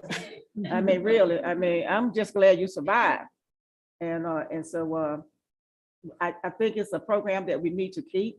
I think it's something that we certainly need to look into, especially with the concern that Ms. Muse has been getting. I've never got anything negative on my end about credit recovery. Like I said, it helped a lot of students, I do know, who would not have graduated, who would not gone to the next grade level, who would not have even played sports. Absolutely. Had they not had credit recovery. And so I think it has more advantages than disadvantages. And I think the weak links are things that we need to be looking at, because there's a lot of strength and there are weaknesses there, but I think those are the things that we need to look into and see what we can do to eliminate those particular situations. Right. But we can't take any situation, anything that you make us aware of back and have conversations with the school leader to see Right. how we can assist in addressing it. I But think so. how we address it will look different at each place and depending on what the details are. Yes, in your case, Ms. Preble, the subs you're talking about weren't all retired teachers per se. Now, some subs are teachers, not, some of them were just, okay. So that they might lack qualifications to actually fit those jobs descriptions perfect. Not due to, that's not saying anything to the person that was in the position, but just the environment that we are dealing with right now. Yes, sir. I am extremely thankful for our subs and the Right, role yeah. that they have Mhm. played on our campus this year. Right. We would not have survived without them. But I think all of the jobs within a school system require a special person, Mhm. a Exactly. certain skill set. Our subs are very versatile and they respond to whatever crisis is at hand. And again, we are extremely thankful for them. But in terms of it being a long-term permanent thing, like ISS, it's a special person. The person sitting before you could not be the TA in ISS. Like, I'm not interested in that, don't have the skill set. It takes special people to fill jobs with certain skill sets for sure. And if I may, Madam Chair, I would like Ms. Preble to kind of describe when you walk in a credit recovery classroom so that the board has a clear understanding what that looks like. What would a typical, you walk in credit recovery at Havelock High School, what does that look like? So on a really good day, where the only students in the room are credit recovery students, they're all on their iPad. As Dr. Diggs said, it is an online platform. So they're all logged in. They're all working on whichever course or courses they're recovering.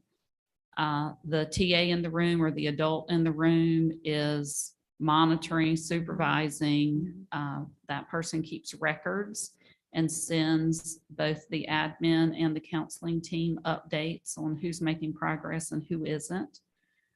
And we monitor that closely, especially with our seniors. We're constantly monitoring that. So that person, whether it be the TA or the substitute or whoever's in the room, that's a vital role too in providing those reports to us. If there is, let's say math, for example, a student is struggling, then the adult in the room will reach out either to one of the APs or to a specific teacher. Can you come by? Can you help so-and-so? They're struggling with this and, I don't know how to do that. Or, so really that adult in the room is facilitating and supervising. Thank you. And a school like West Craven, I'm just using that example, you said that they could come by. And with them having, as part of their plan, their teachers use their planning to assist students. So if that teacher was having a problem with students. Well, one of the things they've done at West Craven that looks different this year, some of the credit recovery students are sitting in the classroom while the teacher's teaching something else, so the Okay. teacher can stop by and check on them.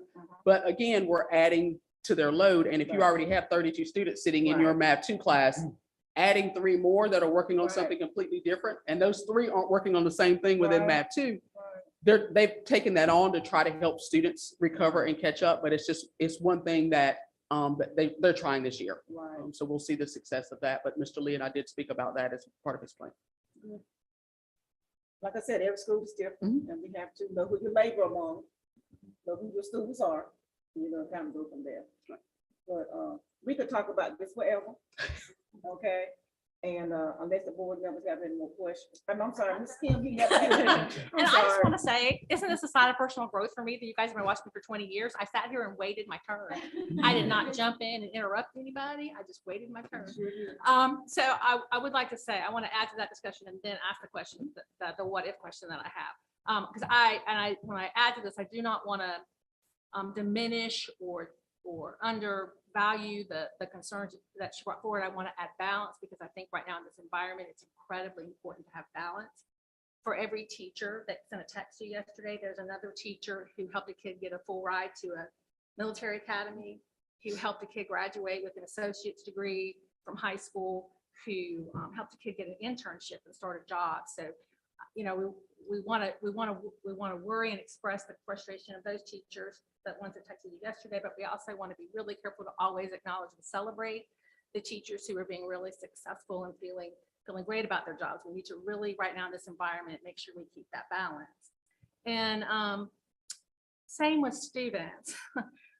For every student that is not focused, cutting up, there's a student who has slept in a car all night because they're homeless, working 2 jobs, and is doing their level best to get through the day. And we don't always see those. So again, we've got to, this is why serving on the Board of Ed is so hard. There are never easy answers. Every situation has multiple layers, multiple complexities. Every solution creates another problem. You have to look at everything. And I just want us to be really conscious of keeping that balance. And as board members, always remembering to go to that person first before we bring them out here in the audience. Because the teacher sitting home listening to us is thinking, are they talking about me? And we always want to have that courtesy of letting them try to address the problem and help us before. I've done it myself, but we want to work toward that goal of taking it to the closest person first, so that teachers are not further discouraged by our conversations. And with that, the what if question. It's about Lexia, actually. So, I was gonna scoot on out. no, it's because I actually think I had this discussion with you when you were at Roger Bell, the discussion about the possibility of opening the benefits of Lexia to parents in the community. Because if you can help a parent, when you're talking about Trent Park, if you can help a parent, then you help a student. And so I would just like to say, what if we found some really creative partnerships or some way we have proven that Lexia is a benefit, tremendous benefit to students. So what if we could put people on creating partnerships using Lexia that opens it up to parents in our community so that we can move everybody forward together? I had a opportunity when I was at Roger Bell, a parent reached out to me and told me she had been working with her child and she had finally learned how to read, just working with her student in Lexia. Lexia does have, there is a piece of their programming that you are allowed to do that. And Mr. Griffin and I can certainly look into that and see what it would cost, and then we could look for some partnerships. That'd be great. That was it. That was easy. That was easy. And I'd like to add to that, and I'm not sure I made the board aware. North Carolina Education Corps is a group that has started to put high impact literacy tutors in the building. We pay the tutors, they train, and they'll actually train with the letters training. We had to apply, and Craven County Schools is one of the districts that is selected. We have a meeting tomorrow, and they will actually train folks what literacy looks like, and those folks will be employed as high impact tutors in our buildings. And we, of course, have targeted the schools that have, and I will use the word Ms. Clark mentioned, that have had the most learning loss, because we know reading is the foundation on which all learning takes place. So we are targeting early intervention for those students, and we will be meeting tomorrow, since we were one of the districts selected, to talk about next steps and getting this implemented for next year. Any more questions? Ms. Clark? Thank you. I too think that we should keep a balance, and certainly I support Craven County, otherwise I wouldn't be here. That being said, in order to go forward, we've got to recognize some of the things that need to be worked on. One of the things I heard Mrs. Muse say, and it's even before the pandemic, and I know Dr. Miller, you're working on this, is that there's a discipline problem. It cuts across the school at socioeconomic levels, and you have some folks not blaming teachers. Some teachers don't know how to discipline, or whether you're seasoned or whether you're young, and that's what we need to work on with regard to pulling the learning system coaches away from their other duties. At this point, since this trying time, we just might have to say, learning system coaches, oh, here she goes. You might have to do this for now as a priority. So that's just something to think outside the box. And I agree, Ms. Fribble, none of these kids are alike. You know, all of them have problems. Many of our teachers have problems. That being said, before I sum up, can you tell me, it is now the middle of May, and I'm hoping that we have some concrete plans set in place for our at-risk schools For next school year, for the summer, for the say, summer. HMS, JT Barber, Yes, ma'am. Oaks Road, So we have our Read to Achieve camp that is in place. at HMS. No, that's elementary. Okay, That so is- what specifically are we doing to help the students at HMS? Well, we are gonna have camps throughout the county. I don't know if one is located specifically at Havelock Middle School, but they'll be located in attendance areas and school, and students from all of the surrounding areas will be invited to attend. And who's responsible for that camp? Craven County or an outside agency? No, ma'am, Craven County Schools. So when will the students be notified? Or have they been notified? It has been, yes. So ma'am. is that open to all the students at HMS? If they can apply They to can apply to participate. participate. Those flyers have gone out. We can get you additional flyers directly to the board, but we put them in our newsletters out to staff, principals, and to parents. Yeah, I would like a copy. Has the Okay, yes, ma'am. deadline stopped? No, it hasn't stopped. It's still- So everybody who applies, for example, at HMS, would be eligible to attend the We're camps? holding a camp in the west, there's one in New Bern and one in Havelock, but they can apply to any of them that are of interest. I think the one in the Havelock area is going on for the longest throughout the summer. But it's for different specific areas, and so I can get you those flyers. Okay, thank you. Thank you. That's all I have. Anyone else? On the camps, like say students that struggle all year, are struggling and reading all year. With these camps, they are being shared with the families as like, oh, here's a camp. Well, are any kids, is it a way that we can not force, but suggest and assign, mom, your child needs to come to this camp? It's like almost no choice, but there is a choice evidently, but some children and parents it needs to be known to them that your child needs to come. Yes, ma'am. It's really not, Yes, sir. Sorry. do I look like a man? No, sir. It's all good. I will say that in the elementary grades, our Read to Achieve camp, Mhm. a lot of the decisions about children being retained or passing their Read to Achieve, Goes hand in hand with go- going to the camp. if you go to the camp, you have a Right. better success, better shot of moving on. I'm not sure about the middle and high school camps, if No, those they're are- not required, they're optional, but I hear what you're saying about encouraging. Yes. Right, Parents to almost get what like, you need. it's no choice, but of course, we know There's a there's a choice. choice.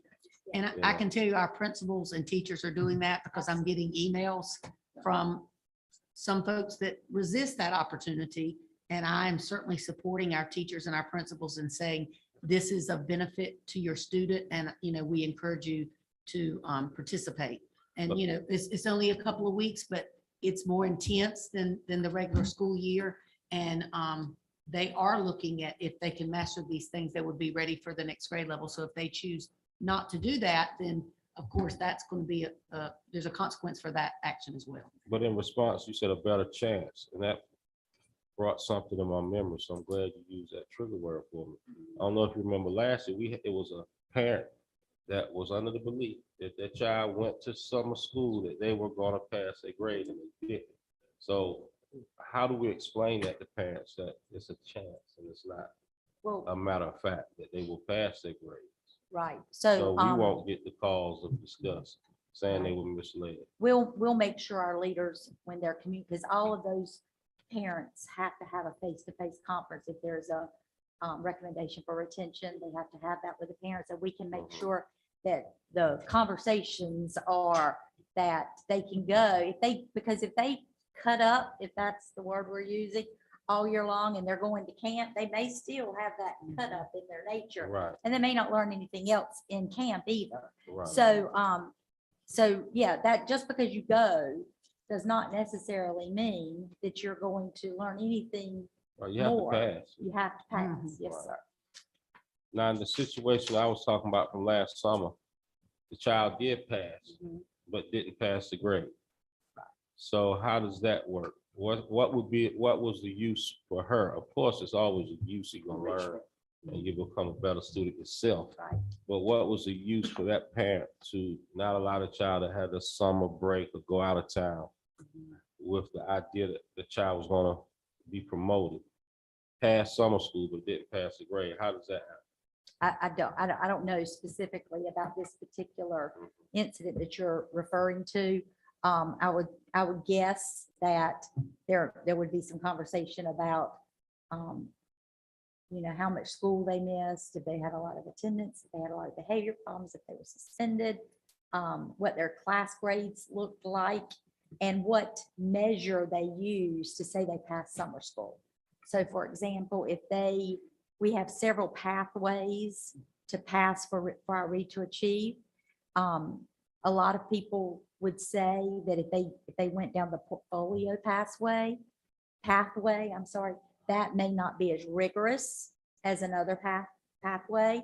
And so even though for Read to Achieve purposes, they would be promoted in reading, that does not necessarily mean that they're not struggling in all the other subjects Math. and they were being held back for that. Yes, sir, that could be. Okay. What I'm hearing is to be transparent to parents.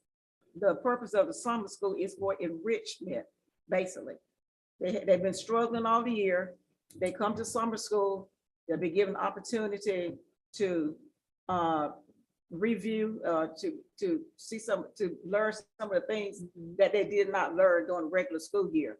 But but they are not going, if they failed the 6th grade coming to summer school, and even though they did everything, it does not mean that they're gonna go to the 7th grade. That's right. It does not. So we gotta be transparent with the parent, because that apparently that parent that Victor is talking about, so somebody told her that if your child comes to summer school and she does well, the child went to summer school and did well, the parent thought that the child was gonna be promoted, and so did the child. So that's a communication gap, and it could be in the way it was presented or the way it was perceived, right? Or just let the kids know, or the parents know, to pass their grade, you need to take this path in summer school and pass it.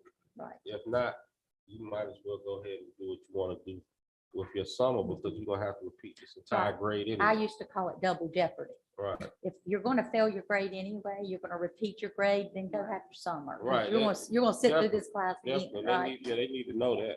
All right, so before. we'll make sure our principals are having those meetings, and we'll follow up, making sure that we're being very transparent with our parents and making sure they know. Thank you, we appreciate that. Anything else? No more questions, board members? All right, thank you so much. And we need to take a break, and when we come back, we'll get with Ms. Gatchell's presentation.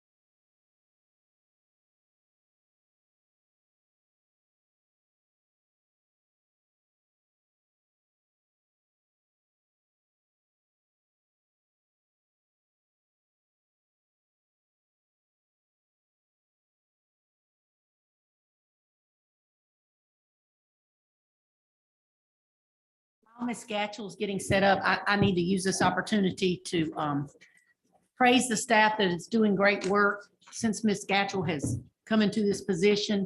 You know, before we've got lots of questions about AIG services. She's done an amazing job of looking at the program and making changes and being creative in her recruitment of personnel to deliver these services. And you're going to hear some of that today, but I just had to publicly say to the board and to anyone listening, what an amazing job she has done and continues to do as the coordinator of the student programs and specifically with AIG.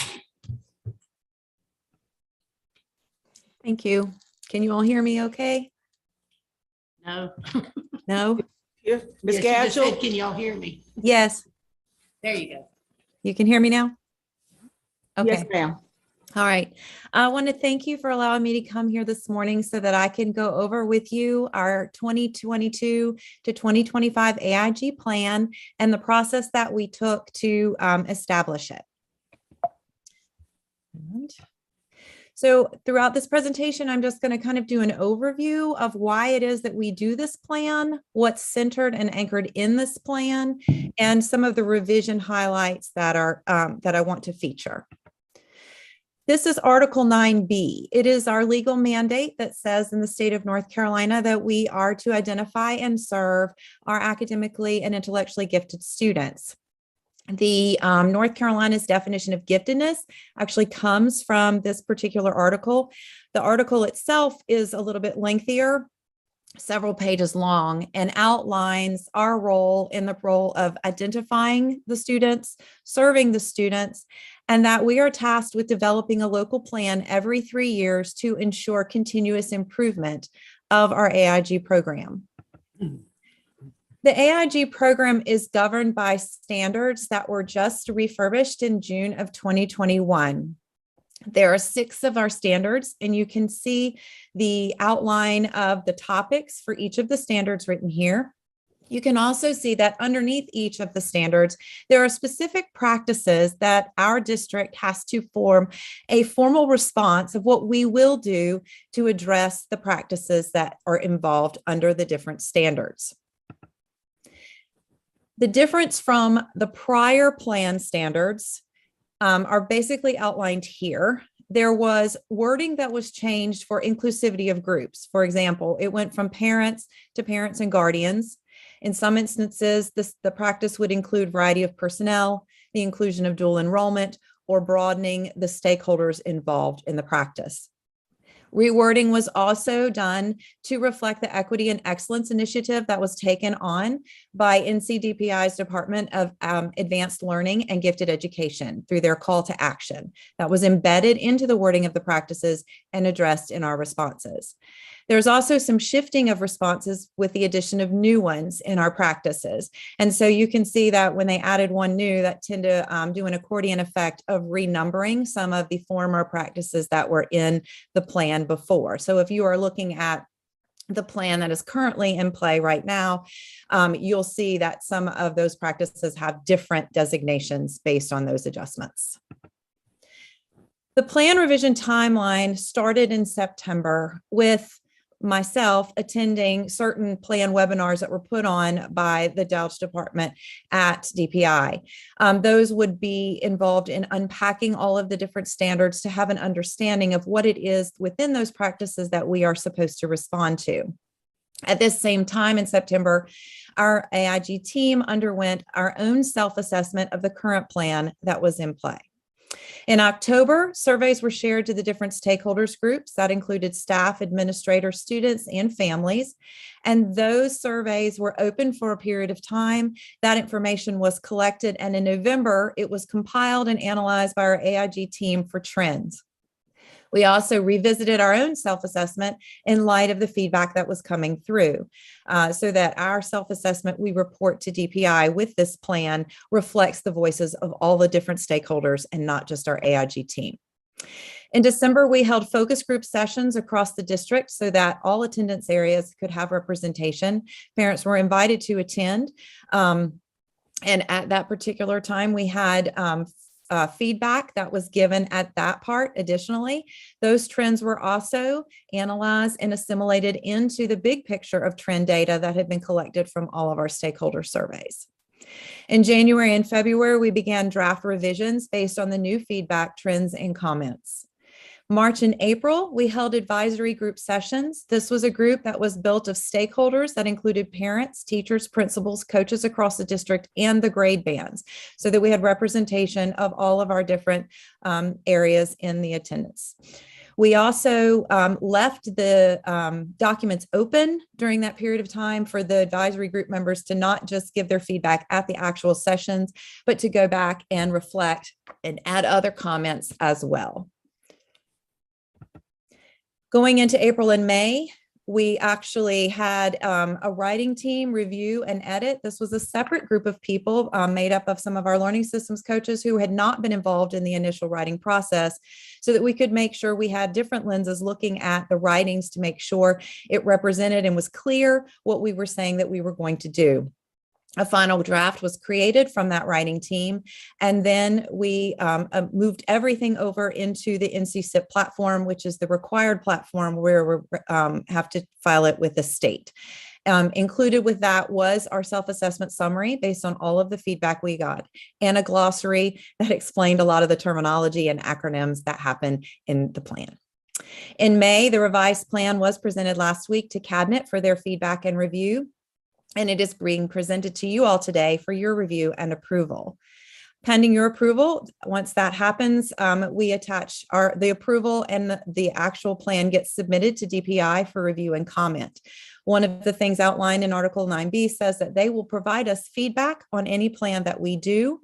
The feedback is part of the continuous improvement effort. Does not mean that immediate action has to be taken on the feedback given, but it is something to review with the advisory group sessions.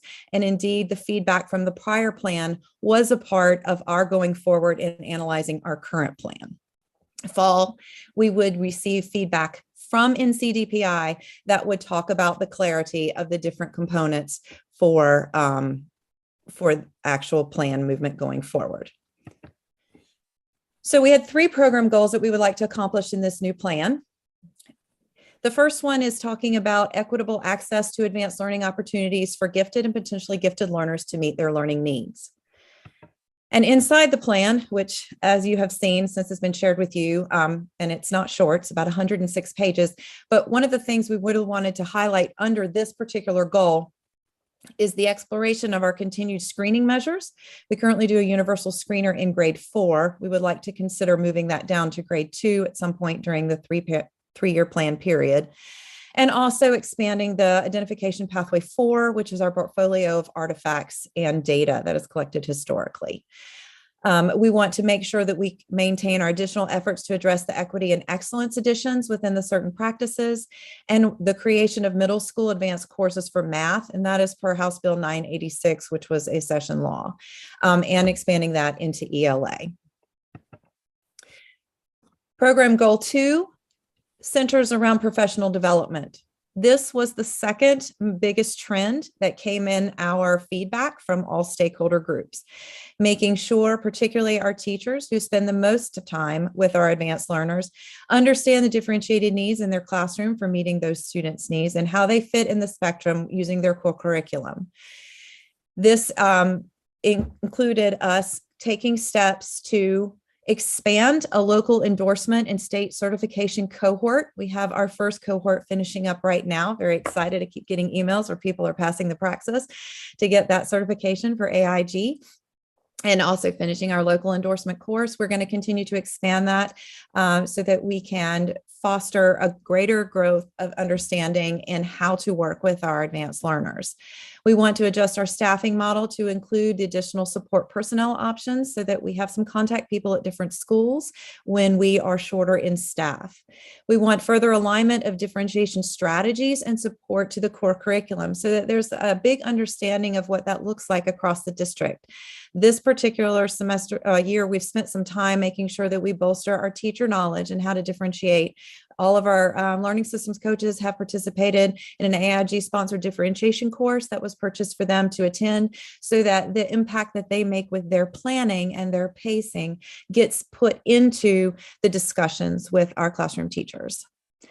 Program goal 3 deals with our number one trend piece, and that is the communication methods with our stakeholders, making sure that we're addressing what AIG exactly is, what it isn't, how students are identified, what happens when a student is identified, what do services look like, because there's a variety of service models that are out there.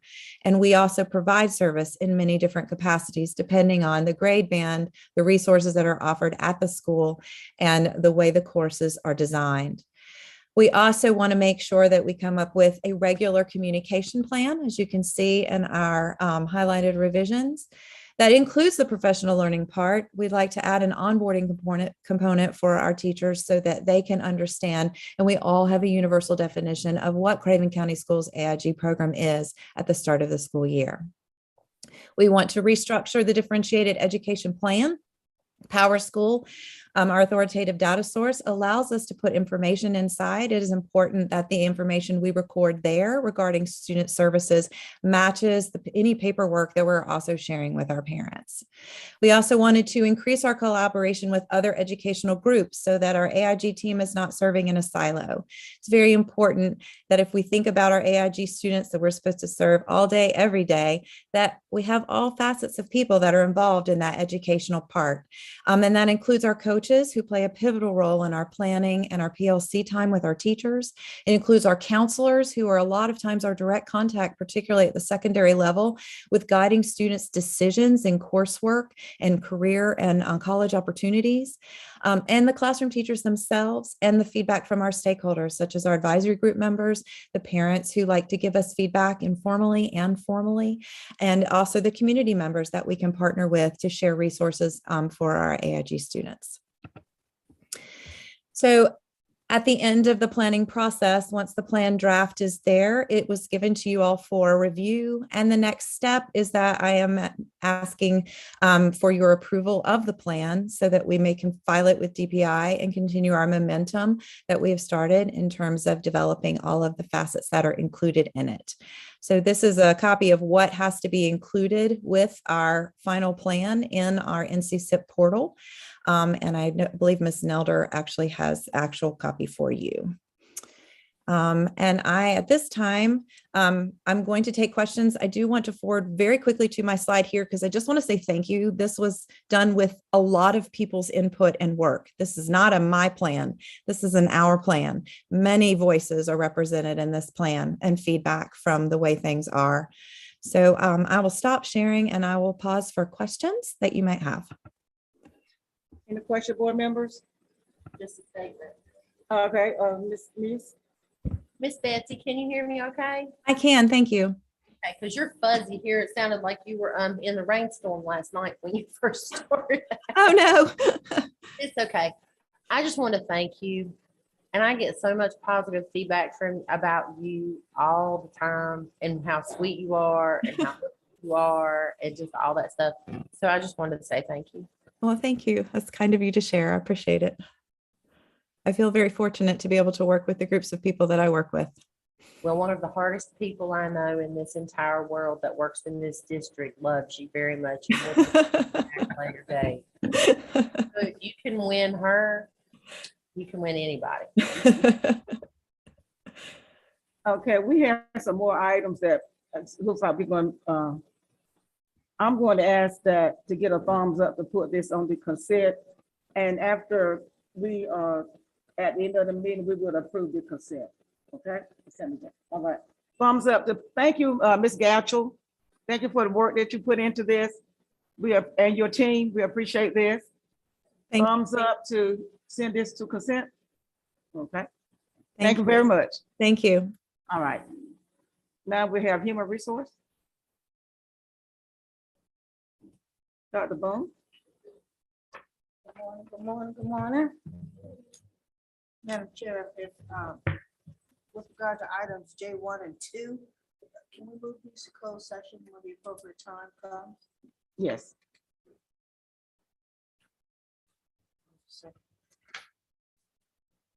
In second to this, she want to move this to item before we approve the, Yeah, I thought that's what I thought that's what. Closed session mhm, discuss those items, and there will not be a vote taken until after the closed session, right, and then my recommendation would be a roll call. okay. We're gonna skip one or two. I mean, they have access, so if Right. there's any questions, not Okay. specific to it individually, that you need to ask in general, otherwise I will take those questions. I had a whole statement planned out. and- Can you go ahead? Okay. Good morning again. It's my honor and privilege to present to you Human Resources Report 11 and 11A. Are there any questions about the Human Resources Report 11 and 11A? I don't think we have any question at this time, but we thank you for your hard work that you put into this report. And you Thank you, look ma'am. good in the outfit. I aim to please. Thank you, ma'am. Okay, well, if there are no questions about Human Resources Report 11 and 11A, I will move to my next two items on the agenda, Okay. which is the master teacher update and policy. I have one policy today.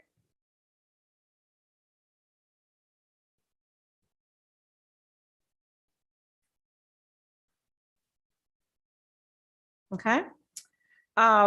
And listening earlier to Mrs. Lee and the discussion around what are we trying to do to help our low performing schools, I've been working with Cabinet and the superintendent, and we have come up with a job description called the master teacher.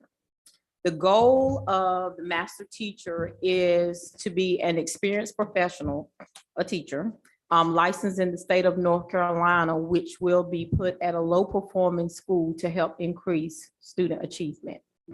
If you can see here on the screen, I did not get copies, but I can get copies if you need it.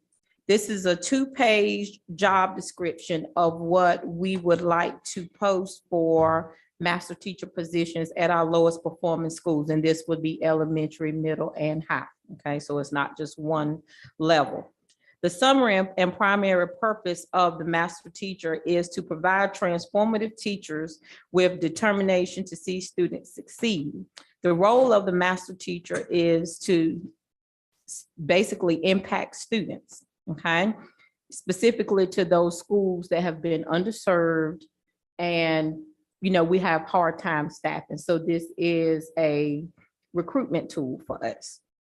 The education and experience of the master teacher will be the same as most teachers that we have in the state of North Carolina. They would have to have a bachelor's degree, a valid North Carolina teaching license, continuing license with endorsements in the subjects in which they teach.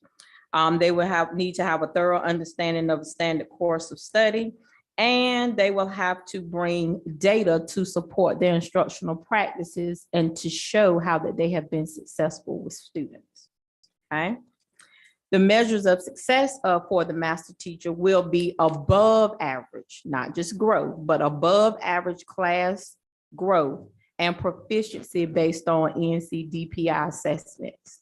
We want all of our students to have the best, but we definitely want to make sure that we are trying to overserve all of them, but specifically target those schools that have not had the chance to be fully staffed or have the staff that they need to get the growth and the proficiency that we want to see. We've gotten the growth, but it's the proficiency that we need to get help in, okay? So the terms of employment for a master teacher, it will be an annual position. A person would have to apply, and again, these are only at our low performing schools designated by DPI, okay? The teachers, based off of their data, will apply to be the master teacher. And based off of their proficiency, they will be paid their annual salary, but they would also receive performance bonuses. So if they meet or exceed growth in those low performance schools to move our students to that 80-20, then they will receive a performance bonus. We have not yet determined what that bonus would be. There has just been discussion about making sure that someone doesn't just talk the talk, that they actually walk the walk. And when that performance data comes in, they would receive a performance bonus, just like the state used to give teachers for high performing in their classroom. Are there any questions about the master teacher? Is there a set number of years of experience they should have had? We're asking 3 to 5, so 3 to 5. we're not looking for beginning teachers. Continuing license will be after the 3rd year, so we're looking for veterans who have proven themselves in the classroom. From 3 to 5 years? Yes, ma'am. Okay. But it could be more. Right, but at least from 3 to 5? Yes, ma'am. Okay. Yes, Ms. Muse. I know last year, well, this school year, actually, Dr. Miller had some discussions throughout pockets of the district and, Mhm. well, that ended up being a whole other issue. She knows what I'm talking about because I can see it all over her face. I know what you're talking about. You do too. Yes, ma'am. So, are we gonna advertise? We on are. Teacher match for master teacher positions to hopefully maybe draw in from some other places? Yes, ma'am. So is there, will those teachers as part of their interview process have to, Bring data to There you support. go. Yes, ma'am. They would That's have to what- bring EVOS data, okay. which is just one pattern of But now data. you know that not all districts share EVOS data with teachers. Right. That's correct. So I just wanted to point that out to you. I mean, not all districts are very open with their data. Right. Okay. That's only one component. Of course, we would want their EVOS data because that would be a key indicator of telling whether, where they are on the growth scale, but it won't be the only indicator. I shared this with CC Papa and received their input about what they thought about it. Many of the principals thought it was a great idea. They just wanted me to bring it before the board early, which I consider this early. It's late in the year, but early for recruiting, because partly of the initiative from last year, earlier in the year, being that school had already started. And so they wanted their teachers to have fair and opportunity should they want to transfer from one school to the other, that this be presented to the board and go out early as it is recruiting season. I think that's great. And the other thing that, well, it left me. Never mind. Go ahead. You put your hand up. Ms. Clark? Go ahead. Thank you. In addition to this, are you also providing bonuses for those teachers to recruit teachers to go to our at-risk schools? Because at one point that was suggested. Well, this is kind of the same thing. Our current teachers in the district can also apply to this. So they can say, I would like to be a master teacher. And that's something, of course, that they can put on their resume, that they are considered a master teacher and have these components of the job description on their resume. But our current teachers can do that. The key is the performance bonus. They will get paid the same salary, but it is the results that will determine the extra incentives from the hard work that they will be doing with students. The difference being, at one point, the initial, and this is a good idea, but at one point, because here you're also recruiting outside teachers as well. Yes, ma'am. It's my inference. At one point, we specifically talked about advertising at schools within Craven County, saying we will provide a bonus for you to go to these at-risk schools. And I don't think they're mutually exclusive. As a matter of fact, they can supplant each other. They will receive a performance bonus, not a bonus to go. Well, yes, ma'am, but it's presumed that they would still have to Do the work. Yes, ma'am. succeed. Mhm. So my question, Dr. Miller, is that they aren't mutually exclusive, and why are we not pursuing both?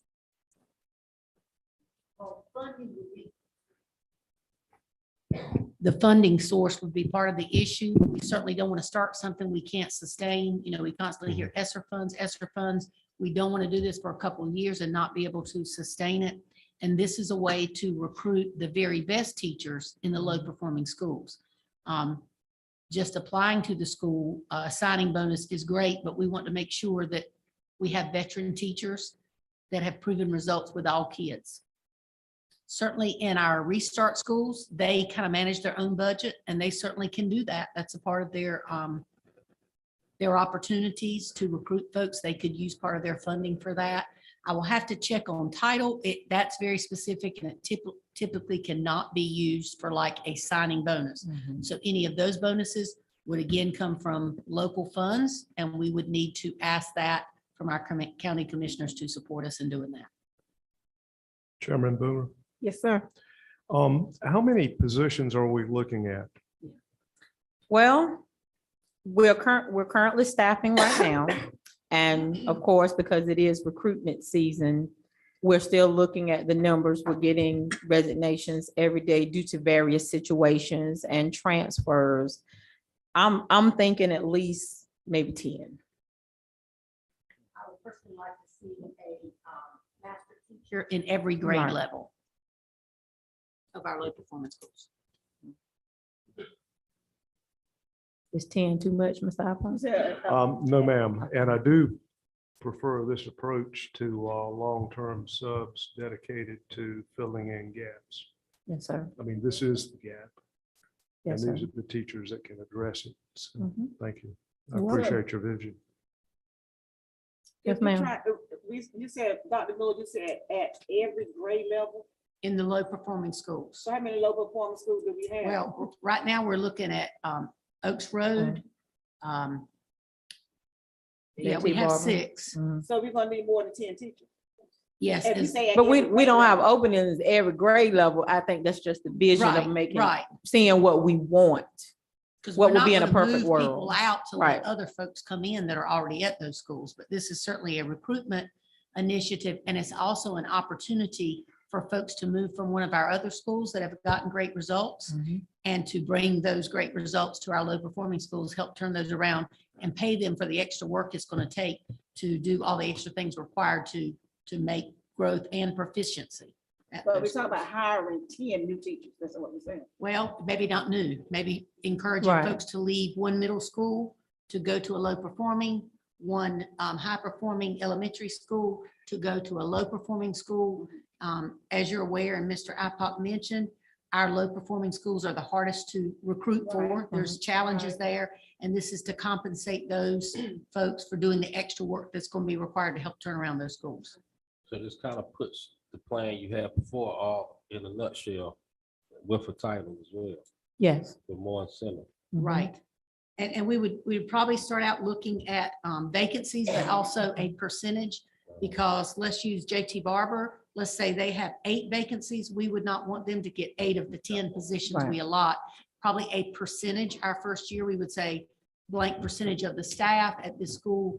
We're recruiting for master teachers. Our plan is to interview for master teachers and then we place the folks. That's part of the agreement. We place them. If they're willing to do this, They we go place where them. they go where you say go. Exactly. Right. Because So- if they're strong in math, we may need them at this school rather than this school. And is this something that you all are trying to do in 1 year, or is this something you want to do 1 or 2 positions? To see, do you get the results that we're hoping for and then move forward? You're exactly right. We will study our results, the PDSA cycle. If we see it's being productive, then certainly we will increase that as long as we have funding to Funding. do that. And if we can show results, I don't have a problem asking for more funding to those folks that provide it. Ms. Smith? Ms. Smith. First thing, just a statement that if the expectation is that they not be in BT status, that be spelled out. Because, BT's come out of the gate, ready to go and eager. So I would hate for somebody to apply and it just not be spelled out.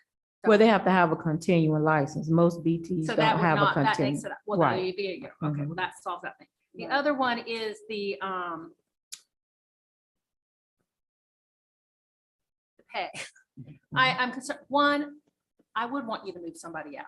If they were not performing at one of those low performing schools and had not been performing for 5 years and you get a master teacher to come in, I would want you to move them out, to put a master teacher in there. That's just my personal preference. Move them somewhere else where they might be more successful and let the master teacher come in and help. But when you bring a master teacher in to, let's say, JT Barber, And that master teacher does show growth, right? And she does need that, he or she meets expectation and shows growth. But so does somebody who's been there for 5 years.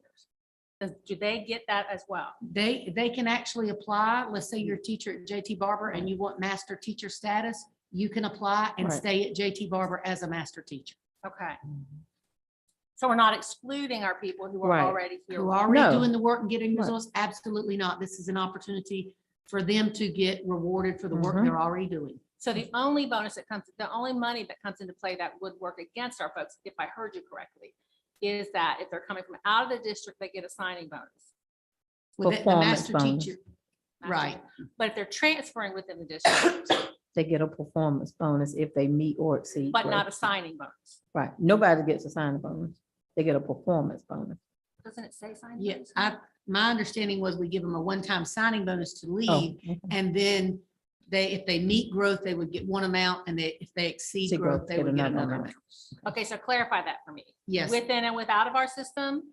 in and out of our Yes. system, Okay. because to, Equal to- opportunity. Okay. yep, to move to a new position, you're taking a risk that we want to reward just for the risk of being willing to go and do the work, and then getting the results would be the opportunity ongoing each year to earn that extra money. So last follow-up, because it doesn't sound like, I just want to be sure. Mhm. A teacher at JT Barber Mhm. applies as a master teacher Mhm. status and stays at JT Barber, Mhm. gets a signing bonus or not? Yes, to become a Master if they're teacher. selected as a master teacher. Okay, Of the pool, we're going to select the very best to be the master teacher. So just because you're there doesn't mean that you would be the one selected of the whole candidate pool. okay. But And then if within or they- without, Yes. Right. master's teachers, within or without, get the signing bonus Right, and then performance performance bonus. with Each or year. without, as long as they have that status. Yes. Yes. Okay, thank you. And it's an annual position. I And like then- I like the idea, but I just have one question, maybe it could happen. But there are some, suppose I am a teacher at JT Barber. Mhm. Just I'm not in the masters, I'm not a master teacher. But at the end of the year, the student that I have performed in the same manner as the student that was in the master teacher, as that master teacher did. So what do we do for those teachers? But it could happen. Well, It I would could. think they would qualify the next year to become a master teacher. Teacher. They would meet the Mhm. qualifications. Let's say you're a third-year teacher at JT Barber. You were not eligible for master teacher status this year because you didn't have a continuing license. Right, You had great results with right. all students. You exceeded growth, proficiency went up. You could apply for master teacher status the following year. You would get the signing bonus and then the growth and the exceeded growth bonus at the end of the year. And if they're not, they're still eligible for the Same. state bonuses. And this is That not to come. supplant the state Right. bonus. I want to make that clear. Any state bonuses these teachers would get for meeting or exceeding growth would be in Addition. addition to our Mhm. local bonus. So there's an opportunity to have some hefty bonuses if you're Right. getting results with kids. But we Right, could but I have see some what she's teachers saying. that are She's gonna saying do if that. they're not, but they're still eligible for the state bonus, Yes. even if they're not a master teacher. Yes. If they perform. Yes, ma'am. She brings up a great point though, because the goal is, right, for a master teacher to bring the team along, Mhm. right, to learn from that master teacher. So y'all, I'm just be cautious, because you should be cautious how you move forward, because that's, if you want that, you've got to be prepared for what that's going to bring when you start putting money in. You know what I mean? Well, and the state already does that. Right. So Yeah. I would say now, a lot of our low performing schools, the teachers there are working just as hard and they're not getting the bonuses. Yeah. So this is an opportunity for folks to go there and be part of the team and help improve results for kids. Well, I wanted to have it. I'm just saying you need to Okay. budget for others like she's talking about. Yes. So we're going to learn from the master teacher And perform and well. perform. If we get results that I can show to folks, that gives me a great foundation to ask for money to support this. Yeah. That's what I want to hear. So you're going to have some teachers that are going to do that. They're Oh, going yes. to perform just as well as some of your master teachers are going to perform. That's how we're going to turn a school around. Right. That is my hope that that will happen. This is some good input. Thank you. Okay, Can I more move on questions? to my next item? Yes, ma'am. All right. One more. Can I do one more? Yes, ma'am. So the way these No, I'm sorry. Go ahead. the way these bonuses are going to work for the master teachers, so are they semester based? So that way you can kind of see, I mean, or they get it all at one time at the end of the year? Or how does, I mean, how's the, How they get paid? Well, yeah, how's for payments gonna work your, for 'em? for your secondary that are doing semester, they don't count their bonuses to the end of the year, so it will probably be annual at the end of the year, because like for the lower Okay. grades, you will be basing it off of your EBOS data from your EOGs. Okay. Do we need to approve this or is it information? Information. It's So it's information, we don't need to approve it, okay. We just wanted the board to have knowledge of another initiative that we're putting in place to support our low performing schools.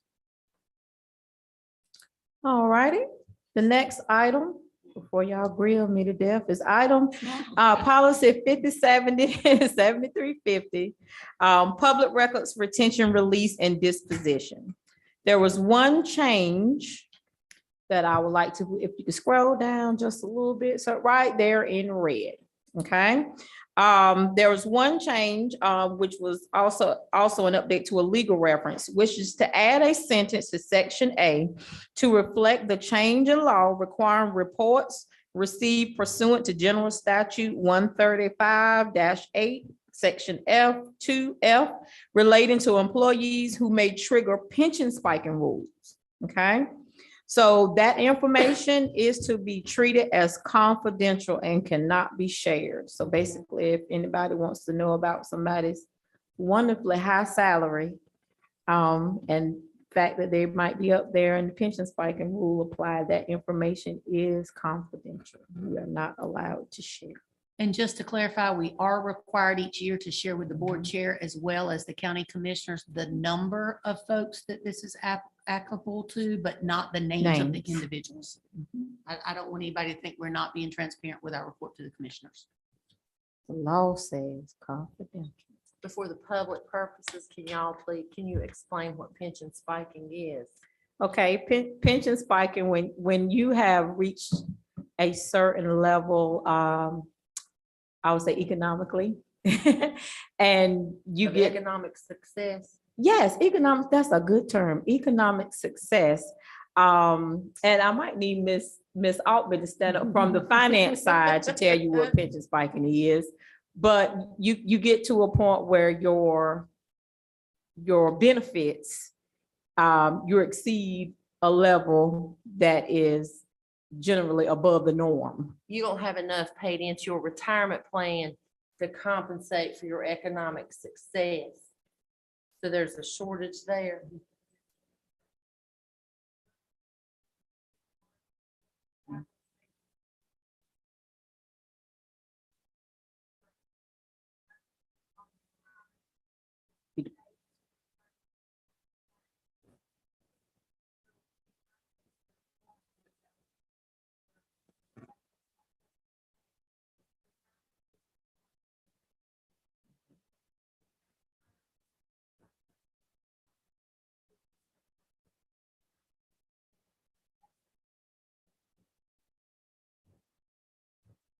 So you're doing well, but you're costing because of that success.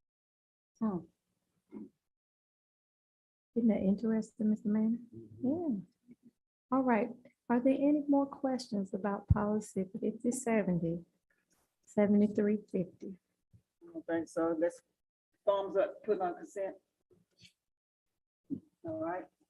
Thank you. That was for first read, Madam Chair. Yeah, so first read. it We don't have to will- put on consent. Exactly. That's right, it's first reading. Thank Okay. you so very much for your time It was so good to have a report from Dr. Booth. that you didn't skip over this time. Okay. Mr. He's been sitting there so patiently waiting to do his report. Good morning. Good morning. I'm here today to present the April 2022 Discipline Data Report. And so if you guys would bring up the actual presentation, there you go. The spreadsheet that we've been submitting each month is up there for your review, has all the numbers on it, but this presentation is a little bit more user-friendly. All right, and so if you'll scroll to the next slide. We have the elementary school number of it's the backup one. There we go. The elementary school number of incidents. I do have to apologize. There is one correction where you see CEC, which would indicate the early college. That should be CES, which is Creekside. And their number of incidents for the month of April was 7. So I do apologize about that mistake, but the rest of the graphs indicate the number of incidents for our elementary schools for the month of April. And then on the next slide, you have the elementary suspensions for the month of April. So that would indicate the number of incidents that resulted in suspension for each school. What are incidents defined as by this chart? Okay, so incidents would be actions that were referred to the administration by a teacher or perhaps the administration themselves. So like what we used to call, you got written up, right? That would be an incident. You got sent to the office. Right. And it could be for a variety of things from. That's what I was asking. Okay, What so type of it could thing? be simple classroom disruptions. It could be something that happened on a bus. It could be a fight. It could be, a variety of different, anything that would be actionable by the administration. And then, like I said, the other graph shows how many of those resulted in out of school suspensions.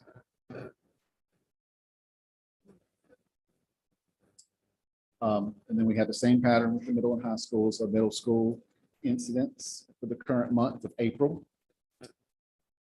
And then the next one shows the number of those that resulted in suspensions for the month of April.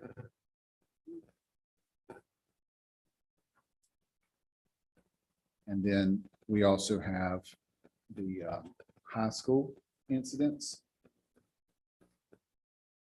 Craven Early College is not up there because they did not have any referable incidents during the month of April.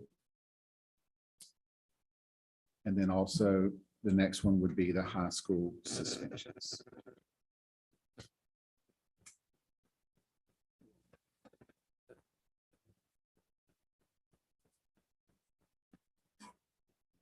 The next slide shows the reportable offenses and the category for each school,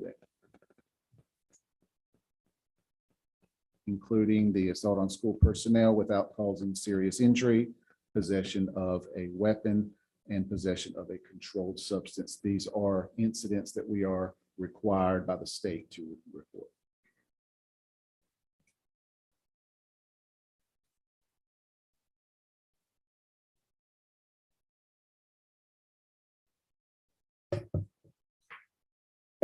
And then finally, we have the number of long-term suspensions by school that have been approved, and this is cumulative. So these would be for the entire year, up until the end of April.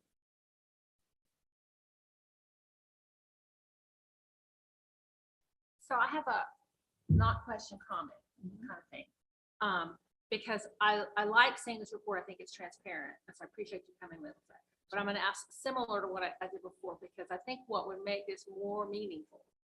And I'm going to combine that because of the comments, the legitimate concerns today about discipline and that sort of thing, and combined with what I listened to yesterday on part of Craven. I listened to part of it. The sheriff was on there with the SROs, but that was at work, so I didn't get all of it.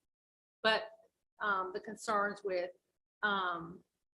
maybe parents not understanding how we do discipline and how we handle crisis, those kinds of things, that maybe quarterly we could have the so what with this.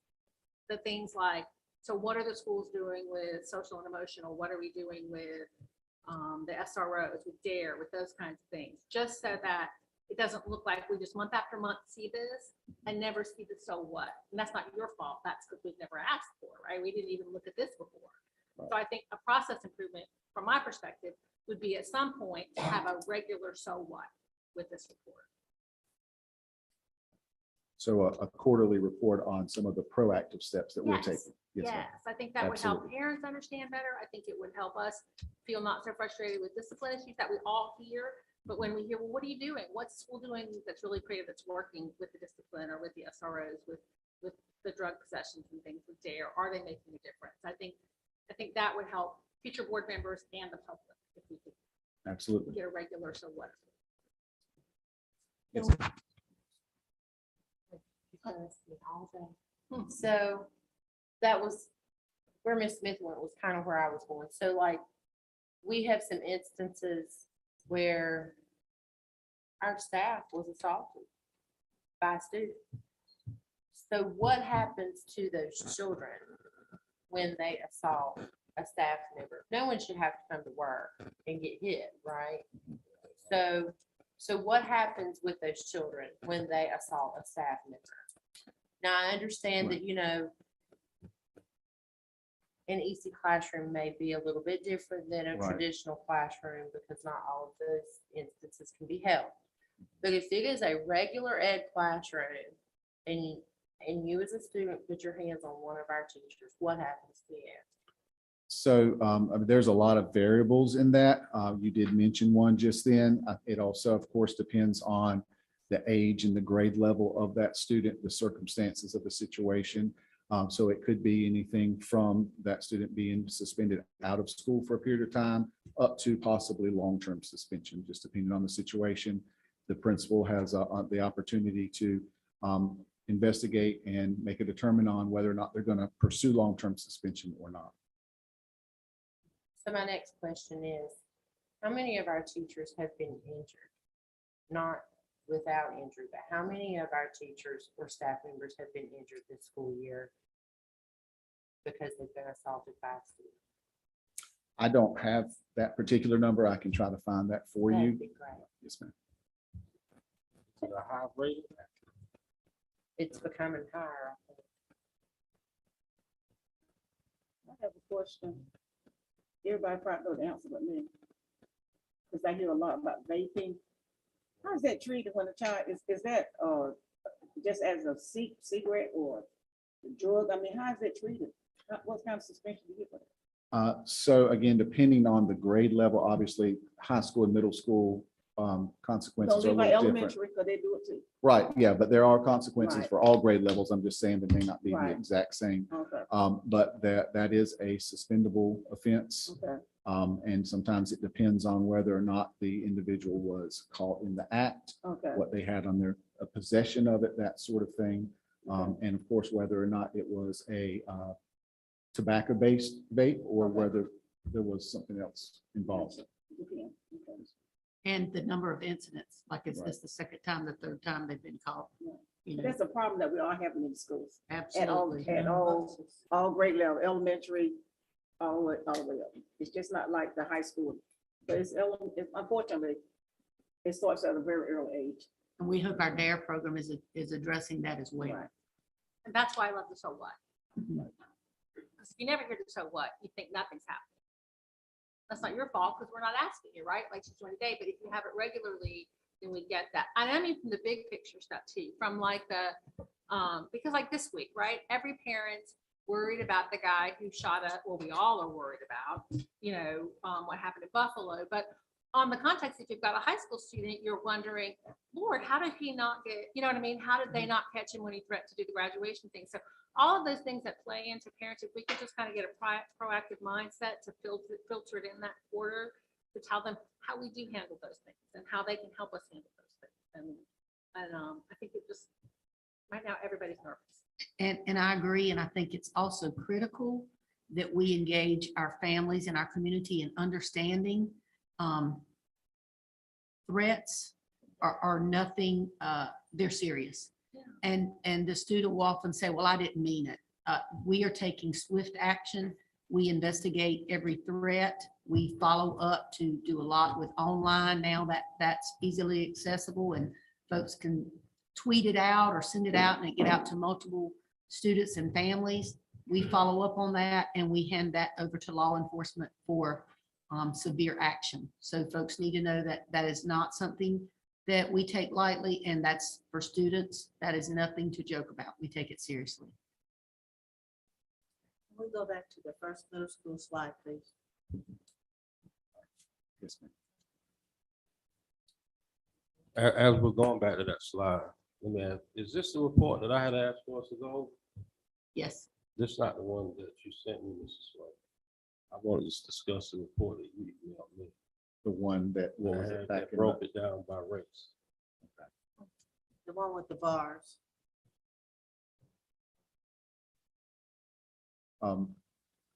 Yeah, so scroll down. Yeah, Which scroll one, up, sorry. elementary, middle school, middle school? Right there, is Yes, that it? and I agree as a side issue with Victor. I'm hoping for some sort of racial breakdown as well. We have not. This is the one I want to discuss, not this one. Let me finish my questions and then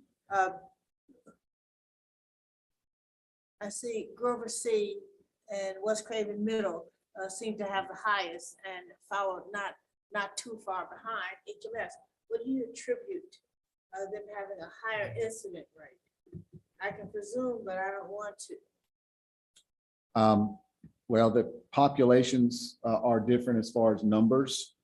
And Dr. Miller, you may be able to speak a little bit better on Grover that than C, me. what is their population as opposed to the West Craven Middle? You're saying numbers. Right. Grover C, Mr. Lee, 500-ish, right? Grover C does, okay. So what might we attribute that rate to? Social demographics or? It's possible. Yes, ma'am. I mean, I'd hate to say it probably would be something that we could discuss with their administration, but I think that, groups are different, the schools are different, numbers are different. So there's a lot of different factors, I think, you would say, but Dr. Miller, this is something that I would like for us to know definitively in the future. And at this point, I defer to whatever information Mr. Dove has so that I didn't get the particular slide that he has. I can email it to somebody to put it on the screen. No, we can wait till next time. Yeah. Next month. You This want- is, I went through 2 months and not being able to discuss this Let's before. discuss it now. Yeah, I mean, last meeting, we said, no, we're gonna put it on the next one. And I put it on this one and it's still not here. Now, my whole issue is that it needs to be up there so it can be discussed. I agree with you, sir. Do I need to email it to somebody? You can send it to me. You have it, Mr. Swain, because you sent it to me. right, I have the email I sent to you. It was actually several different reports. And I will say that was a couple months, so it probably needs, the information would need to be updated based on the most recent incidents. From what I saw, it could only be worse. Let me email it. The whole point I'm trying to make in that report is this.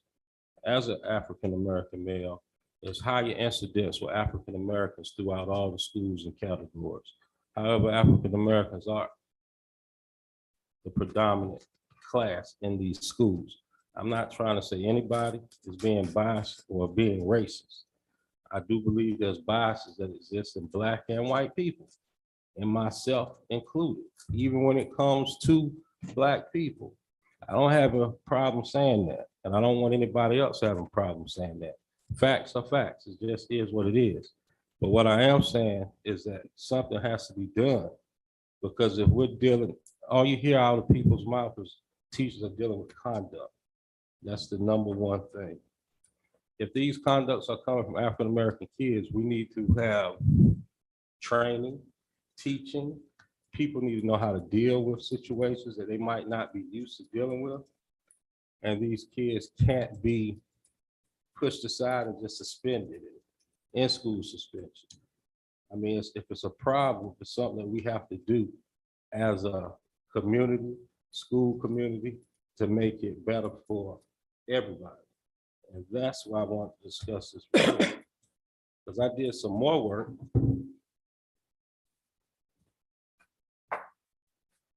And I created and came up with some ideas.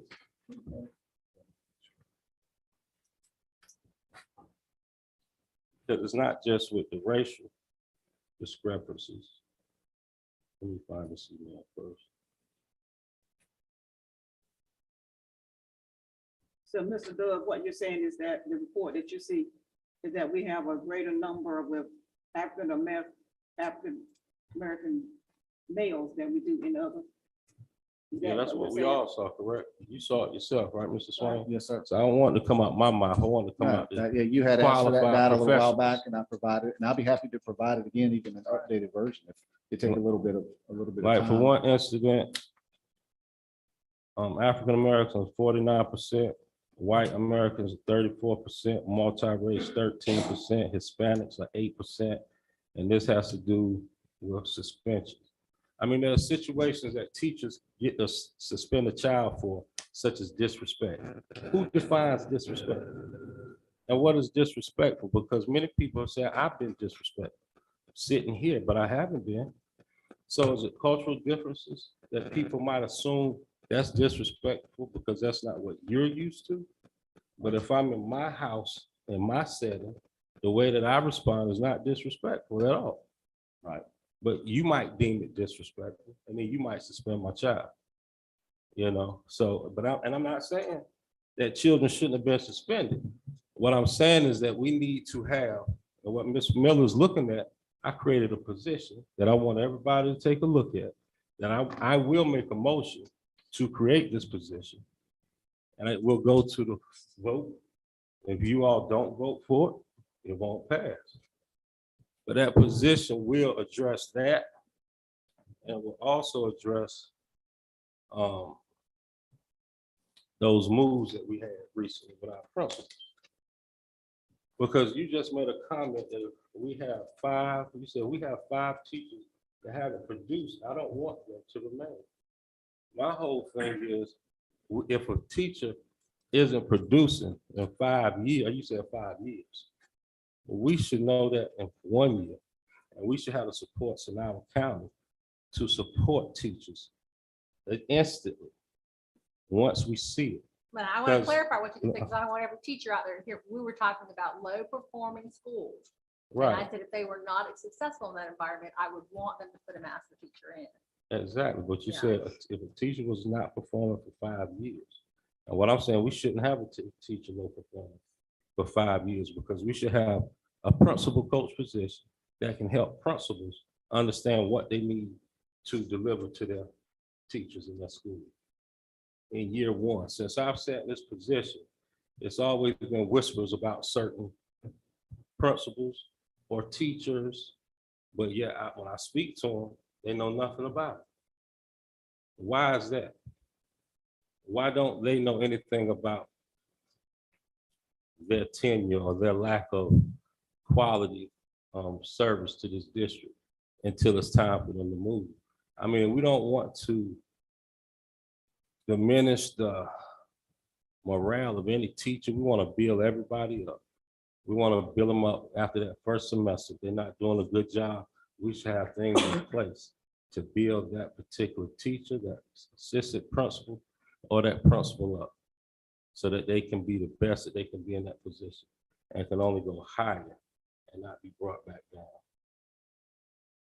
And that report is the start for me. I wanted us to talk about that report. So I don't know how this report got on this agenda. Well, this is our monthly report. We get it every month. Well, I put it on the agenda to speak about that report that I just said. And I think that was unclear. I think the direction given to us that we discussed was present the data in a more graphic format, but I have this. I would like it in a more graphic format, but I want it not to be the overall look of things. And that brings up an issue, Mr. Swain is unaware when a board member requests something and a copy is disseminated, all the board members are supposed to receive a copy. I think we all got it. No. And Victor, here's the other thing. Some people don't necessarily want to recognize what they're not doing well. Let me respond to that point, because I feel this, we need to have this discussion. You might be right, but if I'm a principal and I've set my life in this position, and I've been in this position for 1 year almost, and you come to me and you tell me, Victor, I'm going to change your livelihood if you do not do this, and I continue to not change my style, so that I can serve the kids of Craven County school system, then I don't need to be there. If I'm given the opportunity to make a change prior to the third or the fourth year, and I don't make that change, then that's on me. But if I'm not given that opportunity, or if I'm not given, if they don't give it to me straight, with no chasing, then that's on us. Because we all dealing with adults. Nobody needs to be sugarcoated. If you're not performing, you need to know right now, this is what you must do if you want to remain in this position. And if you can't, after we come and assess you again, you will be gone. That's not what the way it works, Vicki, because you get, it has to you're work like married that. to them because you got those contracts. So you're married to them for a certain amount of time. And either they have to be willing to make a change because of their contract, or you have to let their contract run out so you can divorce them. Now, they don't want to be Because divorced you're at the end of married their when you have contract. that contract. But teachers, principals, aren't they evaluated? Don't they have an evaluator? They do. So that evaluator should, I understand, and you're right, Mr. Dove. If they're not performing the way that they should be performing, then the evaluators should let them know this. And maybe they, They I don't should know who communicate. does. the I'm just evaluation. saying. But you Victor, know. part of the problem is our principals were not evaluated for the past 5 years. If they're not That's fact. evaluated and there's not a paper trail, and if you don't tell me that I'm not performing, that I'm not doing a good job, then I'm thinking that I am doing a good job, because you haven't told, nobody has told me differently. So, And that happens. right. And that's not on what the anybody. I mean, I problem is. love working with all y'all. This is not Uh-huh. an attack to anybody. Right. I'm with you all. I said, I love you, didn't I? I love all of y'all. I support you. And what I want to do is just do something to support you in a bigger way. That's how I see it, supporting you in a bigger way. So ultimately, it will support the children of Craven County, all children, even though I specified in a report, African-American kids, but I think it will support all children, because if, and I'm gonna say if there's an issue where these numbers are right and the African-American children are cutting up at a higher rate, then what are we gonna do to change that culture for them? I agree with you. I think training is important. You know what I'm saying? Cultural relevance training. You know, because I'm not, I mean, like I said earlier, I had cousins. I know my cousin got suspended. He probably needed to be suspended, but I try to pour in his life as much as I can. So, but at the end of the day, when they're in this classroom, it's still our responsibility. I'm not a teacher, so teachers might say I'm wrong. But whenever I'm in the life of any child, I try to pour into that child. I'm sure our teachers do the same. You know what I'm saying? I'm sure they do the same. So all I'm saying is that we might, I think it's something, it's information out there that I don't think we all have or have our fingers wrapped around that can do more in Craven County for our kids. You know, whether it's parents, I'm not scared to say this. A lot of times parents are the lack. A lot of times parents aren't forcing their children or enforcing their children to do their homework, to bring it to school, to help the teachers out. The parents aren't punishing their children, restricting their children from things. So it's a parental problem as well. And I'll say that right here on the mic, because I'm not naming parents, but we all know it's a parental problem. It's a conduct problem. Something needs to be done, and it needs to be done in a way that I'm not abreast to make it happen. But I'm sure we have people that work in this field that together with all of you all can make it better here in Craven County. We have teachers that might go a little rogue teaching subjects that they're not teaching it the way it should be taught. That coach can go into those schools so we won't have the issues that came up about a particular class that we had recently, you know? Because I personally think maybe this particular class was taught too liberal and not the way it was supposed to be taught on paper. And I'm not gonna name the class to start another, but everybody that follows it knows what I'm talking about. But I just think, I don't think you all are not doing an excellent job, but I think you all could also use another set of eyes. So when you all implement things and somebody coming behind you, enforcing what y'all want, that's at your same level. Let's see, what I'm hearing you say, your concern is for the teacher, the administrator, and the student. Ultimately, the student. Right, yes. But it starts with the Right. principals in the school. So if they are. Because when all of these ladies in here turn their back, when they turn their back, who's still enforcing all the work that you all do here and putting out in the schools. Until y'all go back and look at them, you know, do your evaluation a month later, but on the daily, who's bouncing around enforcing what you all have set for, you know? Because I mean, we have over 50% of our schools, if I'm not mistaken, with new principals. We have teacher coaches. We just had a move of what? 4 principals just got moved in 1 year because of performance. But Victor, that's because evaluations were actually done this year where they haven't been done for the past 5. And it can happen again. A Well, I'm pandemic hoping can Dr. happen Miller's again. not going to drop the, let's not do the. That has nothing to evaluation do with, bomb. that wasn't your choice, was it? The evaluation has been completed this year. Right, but when they weren't being done, that wasn't your choice. I was only responsible for the evaluations that were assigned to me. Right. And with the evaluation not being put on paper and not, you know, being written up, you still see the teachers in action. You That's what still I'm see saying. the principals in action. People are still Whether talking. whether or not it was written up, somebody knew where somebody was not performing or thought they were not performing the way that they should. So it's nothing about, right, so even though, you know, there was not everybody, the evaluations were not put on paper, these problems were still in the school. We can't ignore that. We did not know they were there because they were there. They might have, the teacher, the principal may not have had a written evaluation, but we know. These numbers didn't pop up overnight, we know. And so, you know, we just need to find out what we can do to. I mean, because I have talked with a particular board member that I won't call out by name. And that board member told me, and let me know, even though the evaluations weren't done, they told me, but particular people, this was happening before the evaluation stopped. That's what I was told. Before the evaluation stopped, they weren't doing a good job. Then they went through the pandemic and the hurricane, still didn't do a good job. Now that we're evaluating again, bye-bye. But what supports were they getting all of those years in between? Because I haven't been here but about a year. I've been hearing about particular people the whole time I've been here. And nothing was done to give them extra supports. And that's what a board is for, to direct the way that we're gonna move forward. So I'm just trying to direct us together in a way that it will help us, and the ultimate recipient of what I want to do will be all children.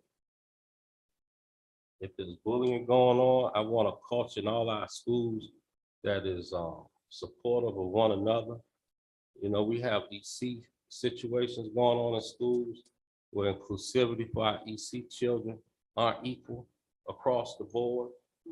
That needs to stop instantly. When I address that issue, why can't we do it now? Well, now we have to find a teacher to fulfill that spot. Now people have to be trained to allow the EC children to partake in these classes like the other schools are doing. But it shouldn't have made it that far. You know, what is the least restrictive environment for our children with EC needs? And that's all I just want. I just want it to be right for everybody.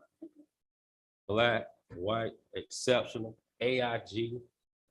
I mean, we need more men teachers in these schools. Nothing to the women, but boys, some rowdy boys need to see a stern man in their life, in school. Sometimes that might be the only male figure they're seeing.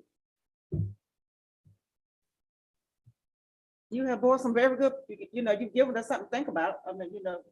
And I think with that, I can't do it. I can't be out there recruiting, but that position that I just spoke about, that I sent out, that I want you to disseminate to everybody, Ms. Wendy. I mean, Dr. Miller, I'm sorry, I'm so personal. Dr. Miller, I would like for you to disseminate that to everybody. It's only to support you, because I think you're doing an amazing job. I love working with you. When I call, you answer, you call me back. So what I'm talking about is only to help you continue to be as great as you are. Because when you do decide to retire, which I hope it's not in 2 years, like you keep saying, I want you to go down as being the best superintendent that Craven County has ever seen. And as long as I'm sitting here, I'm gonna do everything I can do on this mic publicly, so everybody knows that that will happen for you. And you know me, and I mean that from my heart. I want this district to be the best district, like it used to be. Everyone says, everybody used to look to us for the leadership and guidance. Well, that's gonna happen again. I hope I didn't leave anything out.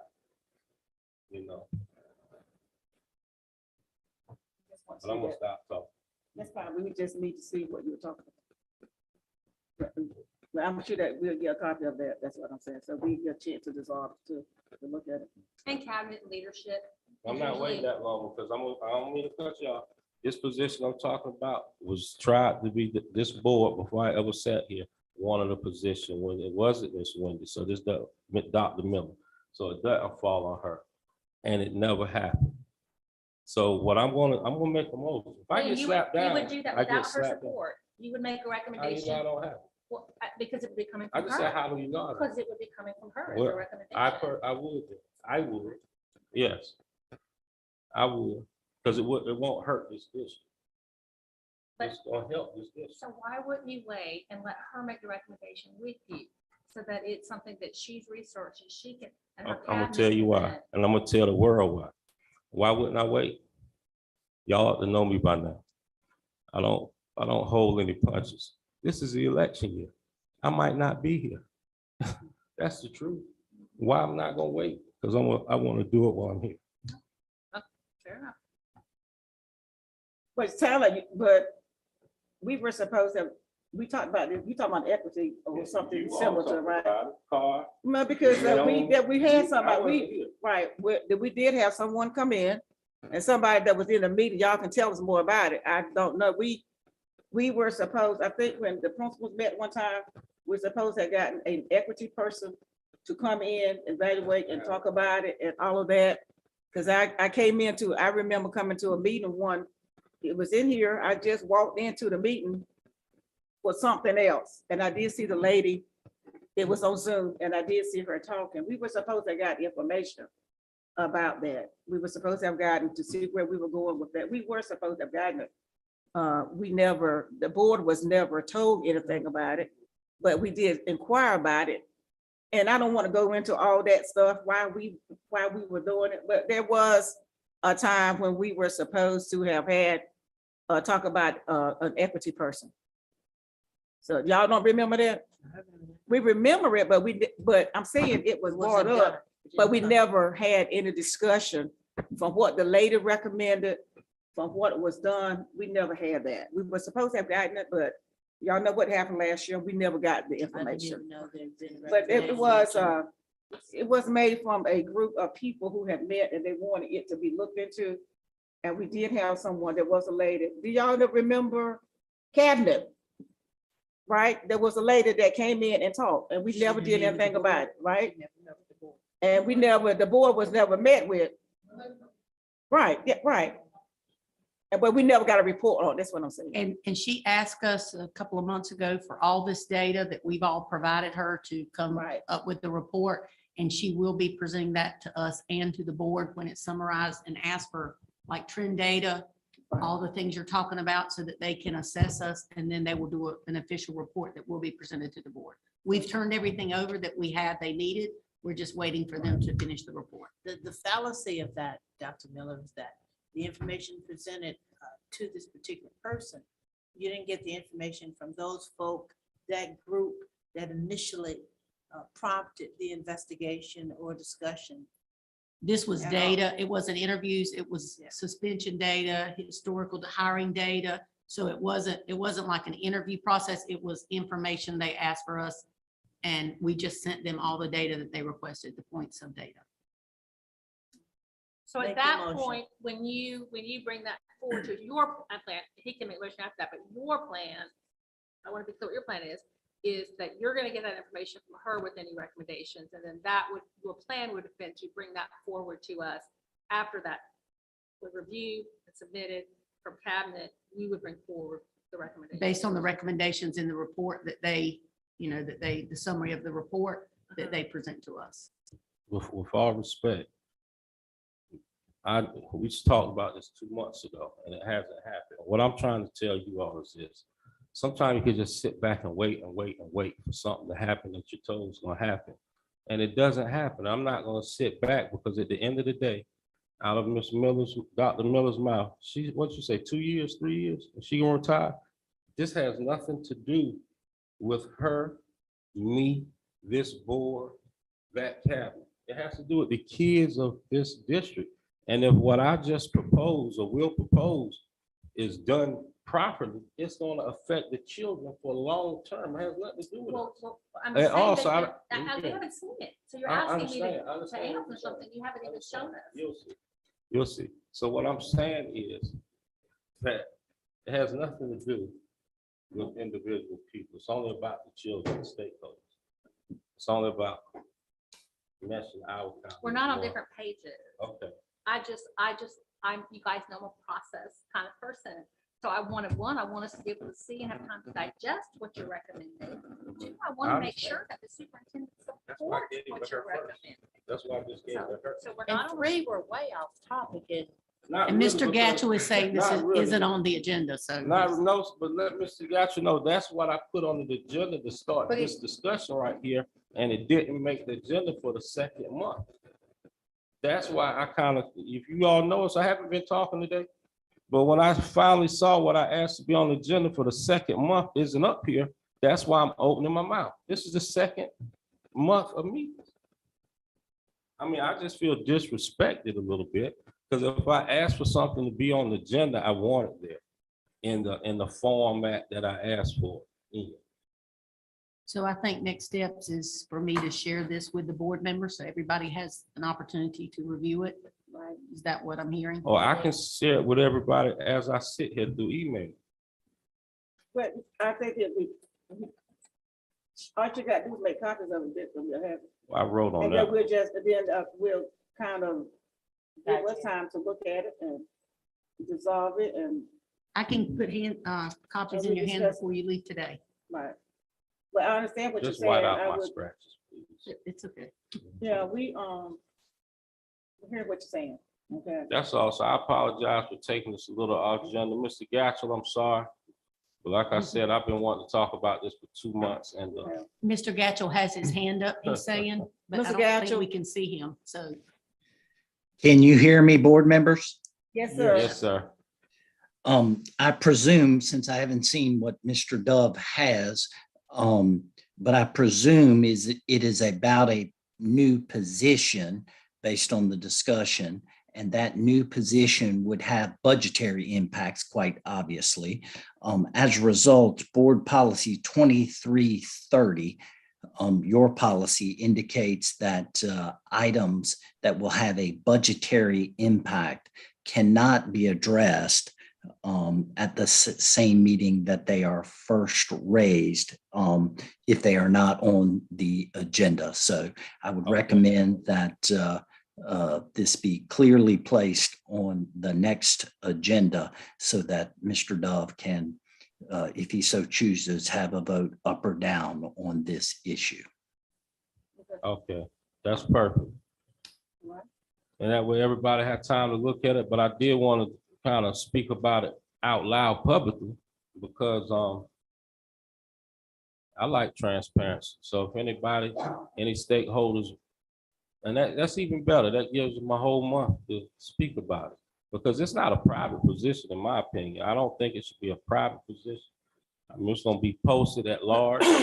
So I think everybody should be able to see what I put together. The whole community that wants to see it. Right, so. Because if anybody is against what I'm putting forward, it's a person. I don't understand how you could be. Be fine.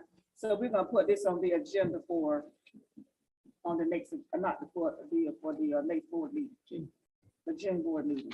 And Dr. Miller is going to give us a copy of what Victor has given to her. Before you leave today. And I'm sure that by that time you would have met with the cabinet and we would have got all that data from that lady.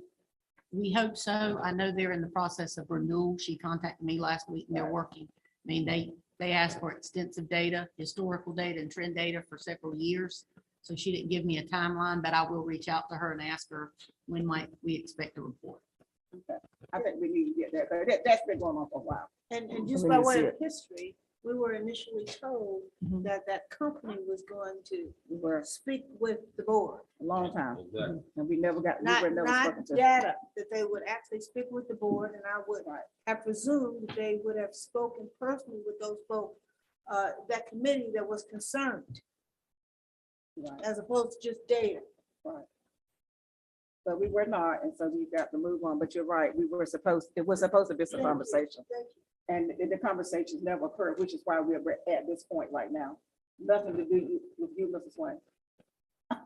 You were not, it's not, you were innocent. That's all right. But I would like to Not you. follow up with just so I'm aware of what you guys are wanting, and ladies. Ms. Buse, you want a report on how many teachers may have been injured in some of these assaults? I Okay. just know that, not from just here, but I mean, even when I worked in Onslow County Schools, I mean, teachers are, they're packing wallops and, I mean, they're just, and so I'm just curious as to what our numbers are as to how many of our teachers have been hurt. Physically. Right. I'll certainly try to get that information.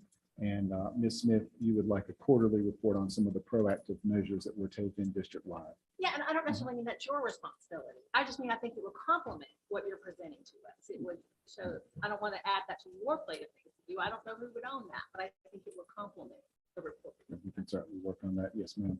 And Mr. Dove, you would like the information to be broken down more by the subgroups of students. Yes, it did. What you sent me 3 months ago, 4 months ago, was broken down. I just wanted us to have an opportunity to discuss it as a complete board meeting today. But since this wasn't disseminated to everybody, before you sit down, could you please summarize what that report shows you as far as breakdown? Can you bring that back up again? I mean, it was so shocking. You should remember what it showed. Well, it's exactly what you said earlier. Yes, there are a higher number of African-American students that are suspended in contrast to the other subgroups of students. Every breakdown. And like I was saying, I'm not pointing fingers at anybody. I just think something I don't know, something we need to identify and do. I'm not saying anybody's picking on the little black kids or whatnot. I don't know what it is. All I know is that And those numbers, that's not the only one you sent me. It's a whole report. But that's just one particular screen right there. Right, and Because it was this would broken refer to suspensions. for what, Rich, because you also had suspensions for being disrespectful. That's why that term disrespectful. So when I did my investigation, I'm like, what disrespectful? What does that mean? Well, if a kid's having a bad morning and he said, "What'd you say to me?" That principal can feel disrespected. Am I wrong, Ms. Bruce? And suspend that child for saying, "What did you say to me?" Now, is that a reason to suspend a child? And I can see a lot of kids that I, have a little attitude problems like that, but it's not a reason to give them 5 days or 3 days. So therefore, that's why I think it's some type of additional training that all of us need. Black teachers, white teachers. I know black people that do the same thing to black kids. Right, I got, yes, ma'am.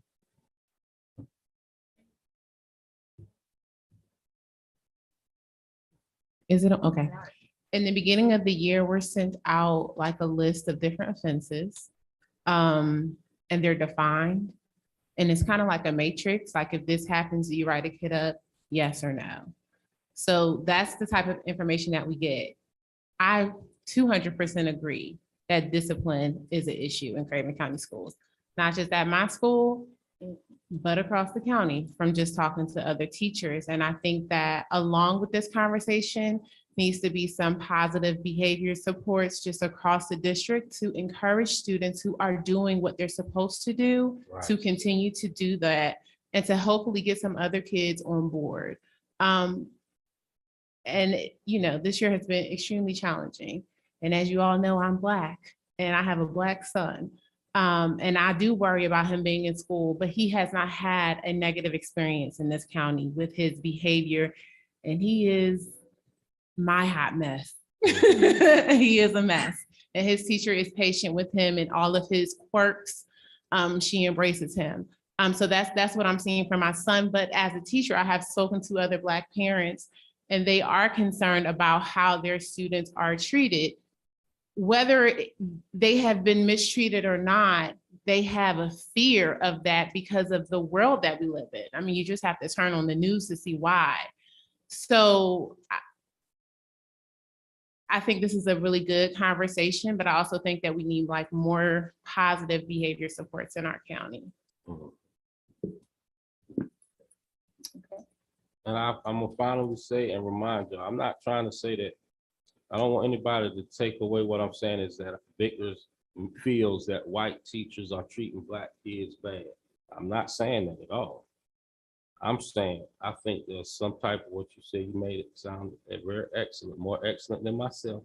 We need some supports in place, tools in place to help whatever segment of children are struggling with their conduct, because that's why I spoke initially. That's all I keep hearing from a lot of teachers, Black and white. Number one reason, my question is, what's the number one thing in this county that's causing us to fail in schools? And they say conduct, discipline. That's the number one thing. And when you look at things like this, you know, so what can we do to help that? What can we do to inspire these children to want to do right, to be well, to do good?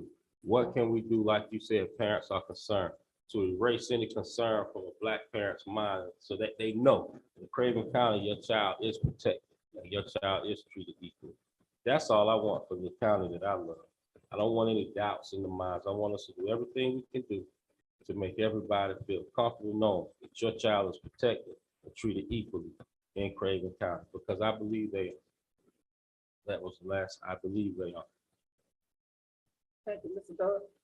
Thank you, Mrs. Swain. We appreciate your report, and we'll continue this at the next board meeting, work session. We need a break, and then we go into. And Madam Chair, I think this needs to be moved to consent. Oh, yeah, okay. Thumbs up to put this on consent. Thank you. All right, let's take a break. It's been a long discussion. And then we'll come back and we'll start with you when we get back. Make your quick, Mr. Lee.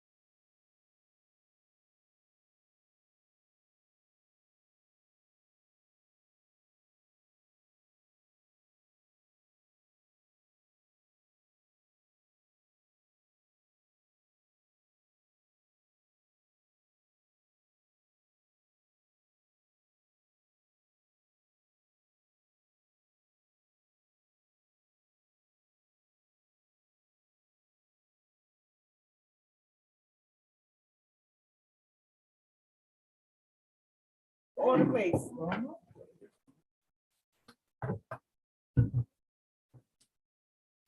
Hope everybody refreshed for this break. Yes, ma'am. And now we're going to ask Mr. Lee if he could do his presentation for us, please. Good afternoon. Madam Chair, Mr. Lee, if I could, so it's official on the record, I need to recuse myself on these two items. Okay. So I'm gonna step in there and then he's gonna come get me when it's done. All right. Thank you. So my normal presentations, I'm bringing forth two HVAC projects for approval. The first one is for Gray May Garden in the amount of $423,282 to be awarded to Lehman Garrett. Lehman Garrett was the sole bidder for this equipment order, and we followed all the bidding guidelines. We had a no bid on the first one. We went through the second bidding cycle. They were the only qualified bidder the second time. So we are recommending the award to Lehman Garrett in the amount of $423,282. Okay, we can just put this on consent. Can't we just vote on it with the rest of it? You We're going to can, vote consent today, so. oh, you're gonna vote We're consent gonna today? vote today. That's great. Yes, ma'am. Thumbs up to put this on consent. Okay. And then the second one, very similar, is for JT Barber, $534,383, again for Lehman Garrett. And same as before, they were the only qualified bidder through the bidding cycle. And I think I neglected to say, both of these will be using ESSER funds as we have in the past. Any questions? Actually, I do have a question, but it's not about this. Where are we at on hiring a facility director? We've been without one for almost a year, Since August. almost a year. That's when Mr. Russell resigned. So, we've got to do something with that position. We're- We've got summer amping up. I would like to see a schedule of what the summer repairs are going to be looking like, because I received so many complaints last year about summer maintenance. So it's imperative that our folks at facilities have some leadership and some guidance as to a schedule of events, as to what's going to be done where, and the timeliness of making sure that everything that needs to get done gets done. So I would like to see something like that, Dr. Miller. And we really need to suck back and take a serious look at when we're going to get a facility person and what we Okay. need to do to get one. And Madam Chair, may I jump in here? Mr. Gatchell is reminding me, if we have a board member that has a perceived conflict, that we probably do not need to move this to consent, because that would have not allowed the board member to vote on consent at all. So it may be best you take action now on both of these items. Okay. Okay, so let's do the first one. Madam Chair, I move that we approve the Graham A. Barton HVAC equipment and the JT Barber HVAC equipment submittals. Second. It has been moved and second that we approve the Graham A. Barton And JT Barber. and JT Barber HVAC equipment. Are you ready for the question? All in favor, let it be known by saying aye. Roll call, excuse me, we'll need I'm roll sorry. call. Okay, Okay. okay. Go back in Roll your call. room. Roll call, roll call. Thank you, Mr. Oswald. Yes, ma'am. I'm grabbing my No, sheet. we need a roll call. Okay. Ms. Frances Boomer, Yes. Ms. Naomi Clark, Yes. Mr. Victor Dove, Yes. Mr. Carl Ipock, Yes. Ms. Kelly Muse, Yes. Kimberly Smith has recused, Mr. Brent Manning. Yes. You have one. Very And good. Thank you. item is Thank you, Mr. Smith. Thank you, ma'am. Do we have any bin items? Do you have any bin items, Ms. Clark? No? Yes.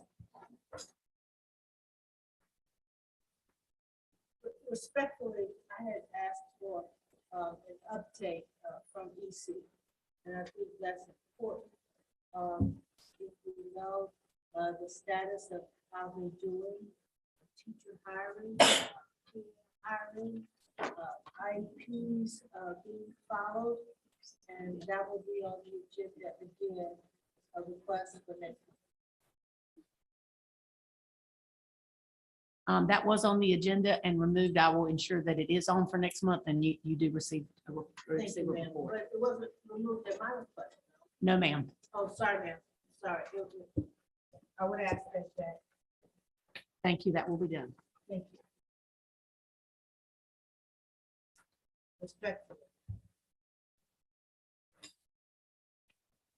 Okay, do we, first of all, do we need to remove anything from the consent agenda?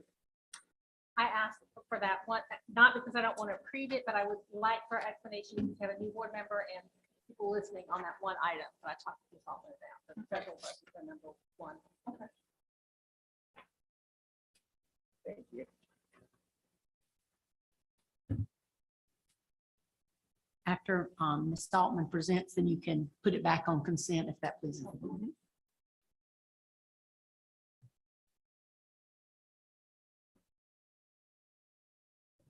Good morning. Good morning.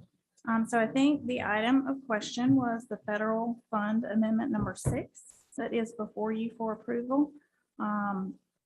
Since Mr. Manning, Reverend Manning is new, Mrs. Smith asked me to kind of go over this with you. So just a quick board amendment 101, about every 2 weeks, we get one of these reports from DPI. It is a allotment revision report. And it basically outlines in each category of funding what the dollar amount is that we are set to receive. So there is a list of state allotments and then there is a list of federal allotments. This revision is for the federal allotment reports that we received in the last month. So each month you'll see state, local, capital, federal amendments come to you for approval. And basically what we're doing is adjusting our budget amounts to reflect what the state shows. So the changes that are on this budget amendment are for the programs that are listed. They are to match up with the numbers that are listed on this report for our federal dollars received. And I think the wording that was in question was that some of these say carryover. Okay, so a couple of things with federal budgets, they do not have the same budget year as we do. So the federal budget year begins October 1st and it runs through September 30th. So a lot of the grants will have carryover from one year to the next while we are spending the last 3 months of the money. So when you see current year allocation, that means money received for this year. And any carryover is money that we started the year with that could have been, residual because of when the money is received from the federal government. So some of these that are ESSER funds, we don't technically have carryover for all of these yet because some of them were received during the current fiscal year. But because they don't expire until September 30th, we will have carryover moving into the next fiscal year if it's not all spent by June 30th. Does that help clarify kind of the process?